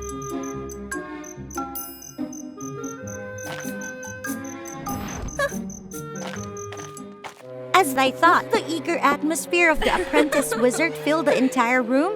Oh, of course the atmosphere was a little less joyful when you saw me. Before taking on the quest, those adorable little wizards would be given a sorting hat. The hat analyzed the abilities of each wizard and decided which kind of wizard they would be from now on. Oh, I wonder what my hat will be. Plants, fire, or water elements. Oh, will there be skulls on the hat? Don't be a weathered hat, and don't team up with her, Jenna and Florence. Well, after a while, it's true that God gave us what we hated. My team seemed to be full of members who weren't very happy with their abilities. Our mission was to help a human harvest new crops and drum new seeds. Was this really supposed to be a mission? They must be joking. The tension in the air persisted during the transfer. Wendy possessed the ability to control the weather and loved to take care of flowers, so she always thought she must become a plant wizard. Florence, the plant wizard, compared to being a wizard, she seemed to prefer flying on the back of a bird. Finally, Jenna was a timid, fragile little girl. She seemed to prefer being a weather wizard to turn into rain rather than being able to control animals as she was now. Especially more interesting, the three of them hated each other. Did you guys find this mission too easy for us? I could smell it. They were about to do something great. That is obvious, Harvest. Isn't this something anyone can do? No need for the power of a wizard. I know everyone doesn't like your own ability. So now what about exchanging hats? Everyone can use the ability they love, and then each person will do her own way to perform the task, as long as we meet at the starting place at the end of the day. Deal! It was more interesting than I thought. Things that didn't go to plan, well, I expected things to be messed up. Wendy was always the fastest. She took the vacant land. Instead of helping humans sow seeds, Wendy quickly created giant pumpkins. Well, is there anything more difficult? However, the joy did not last long.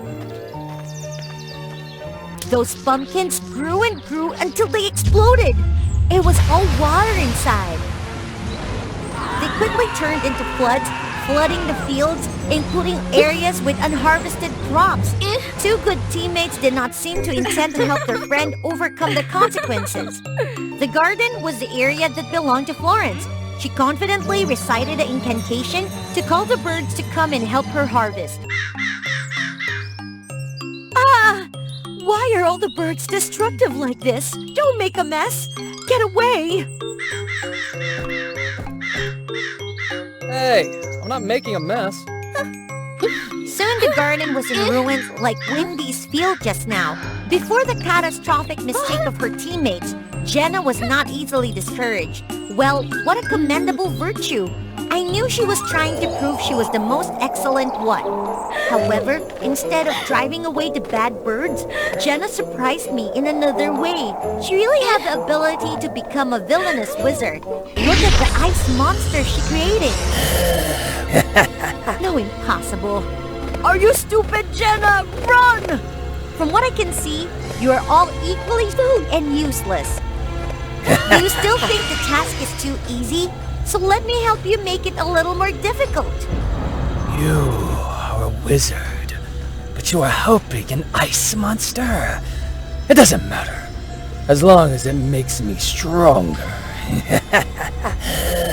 Bro, let's conquer the human village. Agasha, you're crazy! If the mission fails, we are not done! Really? How are you going to punish me? Chase me to that swamp? Don't tell me that you don't know I was born there. Come on! If you can't chase me, come here and punish me yourself. Oh no! Without the hat, we would be worthless! The ice monster didn't let me down. It soon cornered my 3 adorable little wizards to the end. We can't do it alone. We need to work together. It's no use. The wizard's powers follow the hat. Yet the little Wendy created magic. Those idiots didn't know that the true inner power that the hat possessed for them wouldn't be lost even without the hat. Got it. It's my turn. Huh? The ice monster didn't disappoint me. He quickly transformed into an ice bow and arrows, shooting arrows at Wendy.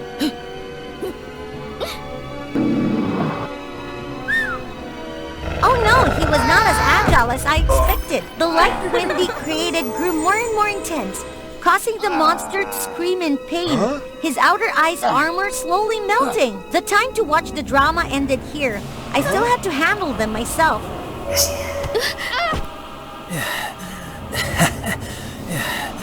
You can't defeat my ally.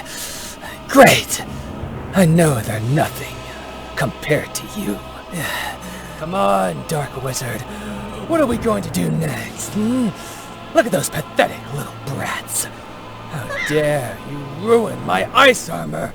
See how I punish you. Idiot.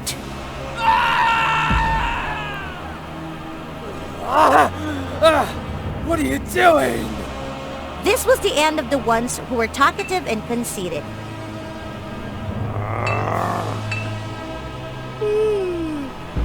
It was time to go home. Oh, I forgot. If you don't want to come to Gloomy Swamp to meet me, hurry up and clean up the mess.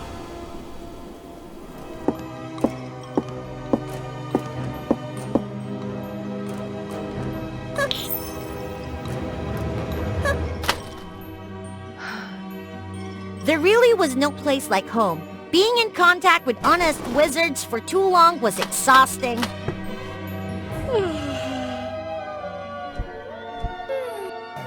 Traitor!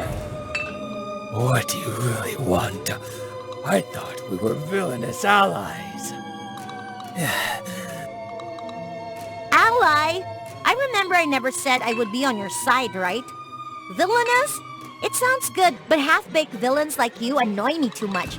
It would be better if your ambitions were as limited as your intelligence. Oh, my dear friends seem to have achieved their goal.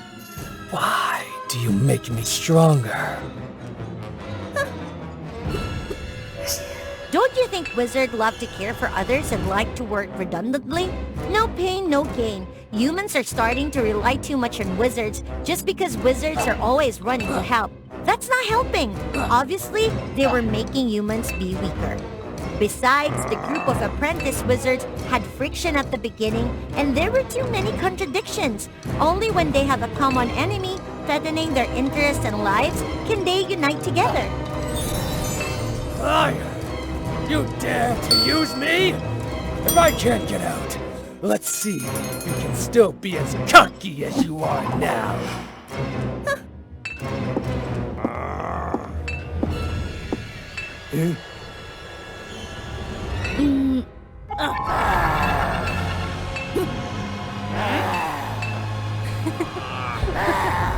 I'm waiting!